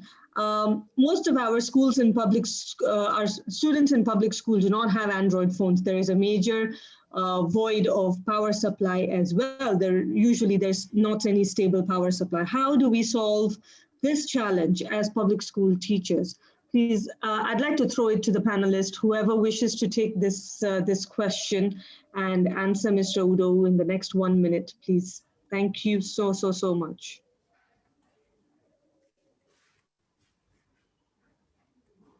Do we have a volunteer from the panelists for this question? Can you repeat your question, please? Okay, so how do we, normally in public schools, the students do not have Android phones. There is not any stable power supply as well. How do we solve this challenge in public schools, for public school teachers, this is? Okay, so like I said, I as a public school teacher, because I also teach in public school, and I know the challenge is enormous, and we can't solve it. The government cannot solve it all alone. So as teachers, it involves you're going to set kind of a level of creativity and how you're open to help. You need to open your mind to see how you can, ask for help. Some of your friends, some of your family, some of your friends locally and globally that have these devices and they have nothing to do with. If you push a call to them and say, "Oh, my student need this device. Is there a way you can, you can be of help?" Somebody somewhere we want to help. I've done it several times in my school where I've had, friends, donating, tablets to my school for my student. I've had this severally, and it happens regularly. And through the, some of the activities we do, because if you are interested in the power of creativity within the school system, there's a lot of opportunity for your student. And before you know it all, you are likely to get even these devices for all your students through that creativity. Because if there are a lot of opportunity out there for students, like you can see that, just like Adioko said, we are not just teaching in the school again. The era has gone. We have to look outside for opportunity for our students. We must be able to look outside for opportunity for our students. So if you develop the capacity of your student creatively, look for opportunity outside there, you can fix some of these, problems within the school. And it has happened, severally in my school where students have gone for competition and for programs, and they were, gifted, smart devices, and then it becomes useful to them in the school, even at home. So we must be open to creativity, we must be able to innovations, and we must open our eyes and, look outside the box for help for our students and see where we can, generate support for them. Thank you. Thank you so much. We do have some questions in the chat box. As and when the questions come up, our panelists will be happy to post their answers on the chat box itself. So please, panelists, if you can just post your answers on the chat box. We're going to wrap up this session. Thank you so much, Bemisola. Thank you, Soji. Thank you, Olalekon. Thank you, Taji, for this wonderful, wonderful session. I hope everybody enjoyed. Over to you, Ayo. Thank you so much, Viva. Thank you, Mrs. Kutari Singh, for such an enlightening panel session. And I'm sure that all our participants would agree with us that this was truly enlightening. It was practical. I think that was one of the best parts of this particular one. And I did mention to you that it was something you wanted to listen to.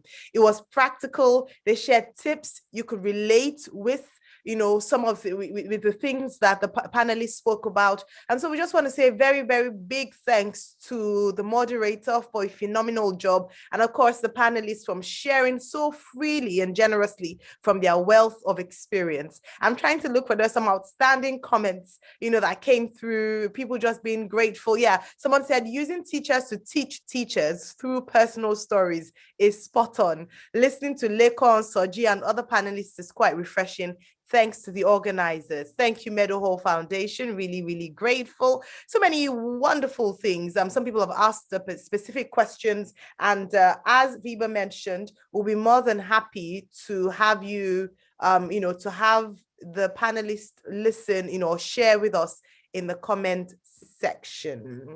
A big thanks once again, Mrs. Viva Kutari Singh, who was the moderator for this panel session, and to our panelists, Mr. Olaleko Adeako, who was the winner in CR 2018 teacher category. Also, Mr. Soji Megbonwo, winner for 2019 teacher category of the same. Mrs. Tajinere Ukeje, founder, lead instructor at Techiest Kids Zone, and Ms. Gbemisola Alonge, development analyst at Steers Business. A round of applause. Can we just show them some appreciation in the comment section? Thank you so very much. Very grateful. Thank you. Thank you very much indeed. All right, ladies and gentlemen, we're gradually coming to the end of today's convention. If you've had a wonderful time, can you share in one word the best part or how you feel having listened to all the phenomenal speakers this afternoon? Two more things and then I'm out of your way, I'm out of your space, and then you can enjoy the rest of your Saturday. One is that, just to mention, I would love to get your feedback, a proper feedback, so that we can know how to do better next year for the 5th edition of the Education Convention. Okay, so please kindly, we'll put up the information as to how you can send us your feedback in the comment section. But before then, I need to announce who the winner is. No, don't share the information yet. We share the information once we're done with sharing the winner. Thank you very much. Right, so who the winner for the last fastest finger was. Now, the first thing we asked the question, which is the largest country in the world? And we concluded and said it was Russia. And the first person to get that was Namdi Aja. Congratulations, Namdi. Congratulations to both our winners. Earlier on, we had Kenichi Okafor and now Namdi Aja. Namdi, could you kindly do us a favor by sending your email address to the Meadow Hall name on the group? So just send a private message with your email to the Meadow Hall admin group, and we'll be more than happy to get in touch with you. Just before I introduce the convener, the woman who has a passion for education and the visionary of today's convention, allow me to thank very much our partners who have supported us and without whom today wouldn't be possible. So a big thanks to Stanbic IBTC pension managers. We want to thank Nestle Foods. We say a big thank you to you. Thanks to GT Bank, and we're grateful to Google. Thank you, Lakeshore Cancer Center and Choice Dental. We are very, very grateful. Thank you for partnering with us. We look for more collaboration with you in coming months and years, and looking forward to partnering with you to ensure that education becomes excellent even in our own time. Thank you all so much. Right, so don't forget, we'd love to get your feedback, so don't be in a hurry to go. But before then, we have a closing remark from the convener of today's convention, and you'd agree with me that they've done a fantastic job alongside the team that's been working behind the scenes. Please allow me to introduce Dr. Kehinde Nwani, fondly referred to as Dr. Kenny Nwani. Dr. Mrs. Kehinde Wani is a social entrepreneur who has a passion for national transformation and believes that education can be used as a viable tool for societal development. She began her career as a lawyer, obtaining her Bachelor of Arts in Law degree from the University of Ife, now Obafemi Awolowo University, 35 years ago, and was called to the Nigerian bar afterwards. Dr. Wani holds an international diploma in the Montessori method of teaching. She obtained a postgraduate certificate in education and a master's degree in education from the University of Nottingham in the United Kingdom. She has acquired a doctorate in education from the University of Leicester, UK. Dr. Mrs. Kehinde Wani is the founder CEO of Meadowhall Group. Meadowhall Group is an educational group with several subsidiaries, including the flagship Meadowhall School, which has a vision for equipping its students and just working in that education space. She is also the founder of Meadowhall College of Education, a private college of education that runs a professional diploma in education and an NCE program.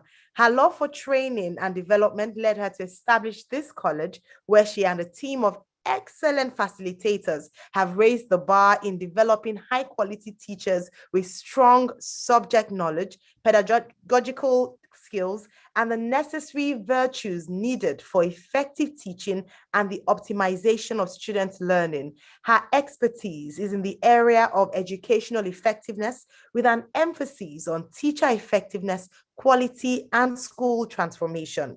Out of her desire for uniform opportunities for Nigerian children, she established Meadowhall Foundation and co-founded ERIT, which stands for Education Reform and Innovation Team.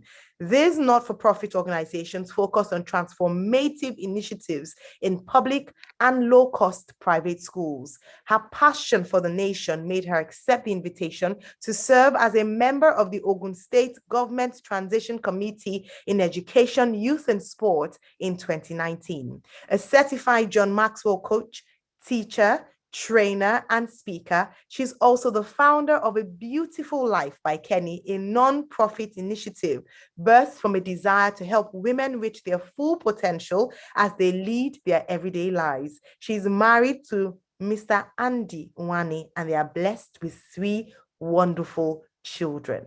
Distinguished ladies and gentlemen, participants at this year's convention, education convention, please let's make very welcome for the closing remark, Dr. Kenny Wani, who is the convener.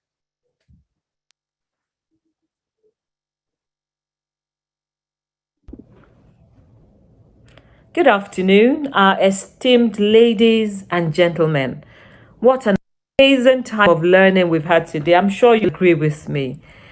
I would like to sincerely appreciate all our facilitators at this year's Education Convention for taking out time to be with us and also sharing from their wealth of knowledge. The sessions have been simply amazing, very enlightening and insightful. I'd like to especially thank the Honorable Commissioner of Education for Lagos State, our own dear Mrs. Folashade Adefisayo, for such a thought-provoking keynote address. I also seize this opportunity to thank everyone that logged into this year's Education Convention. Without you, this convention would not have been such a success. Our wonderful speakers have certainly done justice to the theme of this year's event. I'm certain that we have all been challenged to keep adapting and creating sustainable models that will help make our education system relevant to the learners of today. We must now seize this opportunity, this moment, to reevaluate and to map out new strategies for the challenges we face today in this new era, post-COVID. The aim of today's discourse is not to provide all the answers, but to keep us thinking. And in reality, there's a lot to reflect on. The role of technology, our curriculum, developing effective hybrid system for teaching and learning, and so on. While there's a tendency to focus a lot on technology at this time, one thing I do not want us to forget is the integral role teachers play. If anything, the pandemic has shown us the absolute importance of teachers to the education of our children. This is in line with Strong 2018, who says that teachers are the most important school-related factor in improving students' achievement. I repeat, teachers are the most important school-related factor in improving students' achievement. If that be the case, teachers, their training, their development, and do not forget, their welfare should not be overlooked, but rather should remain our top priority. We need our teachers. They are the real deal. In fact, I'm going to say everything rises and falls on teachers. They are the ones in direct contact with our students. We need to equip them. We need to get them prepared to be able to give their all so that our children may succeed. Thank you once again for joining us at this year's convention. We thank God for everything. God bless you all. Thank you. Thank you, thank you, thank you. A big round of applause, please, for Dr. Kenny Uwani. Her passion obviously shines through, even through that closing remark and a vote of thanks. Indeed, we're very grateful. As someone mentioned that they didn't pay a dime to come for this convention, yet they're leaving with so much. Let me take a few things off from the comment section. I think it's really important to get feedback. And whilst I read the feedback, I would post the Slido information so that you can quickly, in a minute or two, give us real time, give us feedback so we can help to serve you better. We can know where we did very well, where we can improve on, how we can make next year's edition better for you. Kindly complete the form. It will take you 1 or 2 minutes to do so. Right. Rotimi Oluwafemi says, becoming a teacher is a great thing. Excellent. We're proud of that fact. Thank you very much for sharing that. We also have Mudukola Amuson saying that it is indeed a timely convention. Thank you. A number of people have asked for the recorded version, and earlier on I mentioned that we're streaming live on YouTube, and it's going to remain on our YouTube channel, and that's at Meadow Hall Group. So search for Meadow Hall Group. Make sure you subscribe to our channel in the process, and you can watch or rewatch the video and even share with other educators who couldn't be here or who couldn't be here for the complete session today. Sharing is caring. Kindly, this is useful resource, priceless information. All the sessions have been excellent. All the speakers have been exceptional. And so we'd love for you very much to, to make sure you share and watch again, refresh. You can go for the course again and again and again. So please make sure you're subscribed to our channel on YouTube. Don't forget, if you have anything, perhaps you have gems from this meeting you'd like to share on social media, use the hashtag Education Convention 2021 and tag us at Meadow Hall Foundation with all your comments. A big congratulations to our winners, Kenichi and Namdi. If you haven't sent in your details to the organizers, kindly do so now so that you do not miss out on your gift. I think this is a good time for us to appreciate every single person who has been a member of the team, starting from our speakers, our moderators, all the way to those who have been working behind the scenes. I wouldn't mention names so that I don't leave anyone out, but thanks to the Meadow Hall Foundation Group, the team working behind this convention. A big thanks to our sponsors, Stanbic IBTC Pension Managers, Nestle, GT Bank, Google, Lakeshore Cancer Center, and Choice Dental. Don't forget, if you follow us on our social media platforms at Meadow Hall Foundation, you can ask questions perhaps that wasn't answered here, or you need to make an inquiry. My name is Ayo Mairo Ese, and it has been an honor and a pleasure to be your host, to have hosted this year's edition of the Education Convention with the theme Rethinking Education, Adapt, Adjust, and Achieve. And this is hoping that in all your areas of expertise in your work, in teaching, in the classrooms, in your schools, in your organizations, you will achieve great things in education in the near future. And so that when we come back next year, we have very positive stories to tell. Have a wonderful day, and thank you very much for being a part of this year's convention.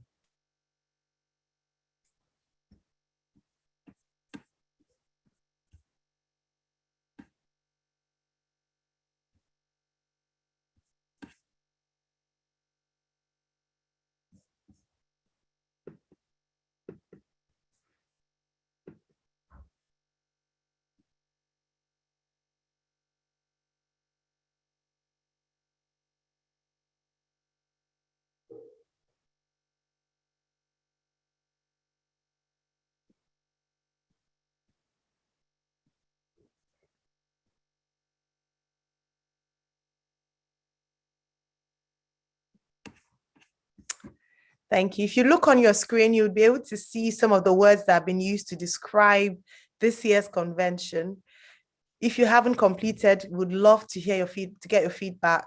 Thank you so very much. Thank you.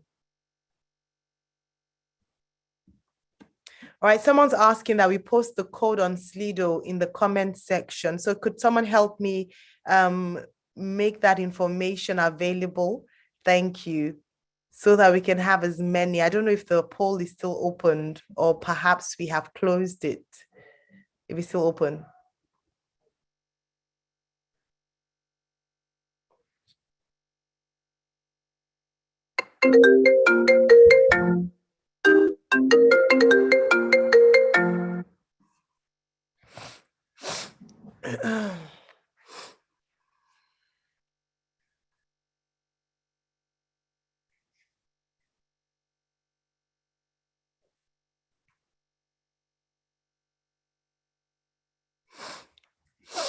Oh, God.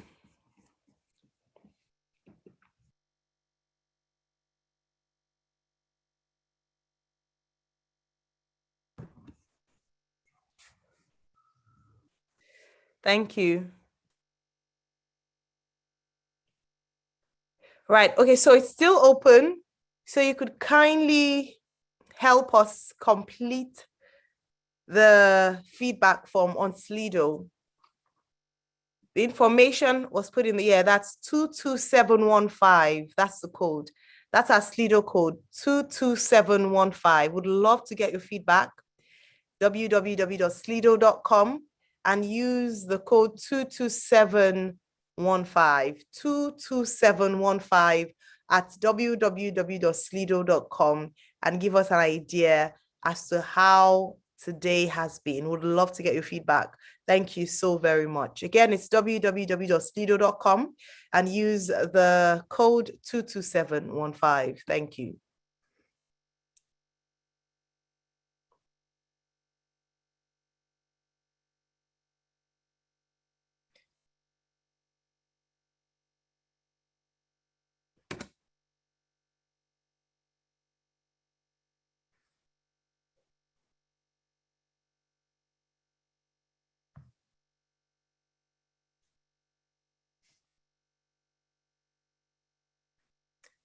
Thank you all very much. We'll be closing off today to the room in a minute. We're closing off the venue of this year's convention in a minute, our virtual venue. But would love for you to still head on to slido.com, www.slido.com, and kindly leave your feedback. We love it. Things that have come up: excellent, informative, insightful, enlightening, good, eye-opener, envisioning, educative, fantastic, transformational, wow, resetting, inspirational, awesome, great work, awesome. Thank you all so very much. Thank you.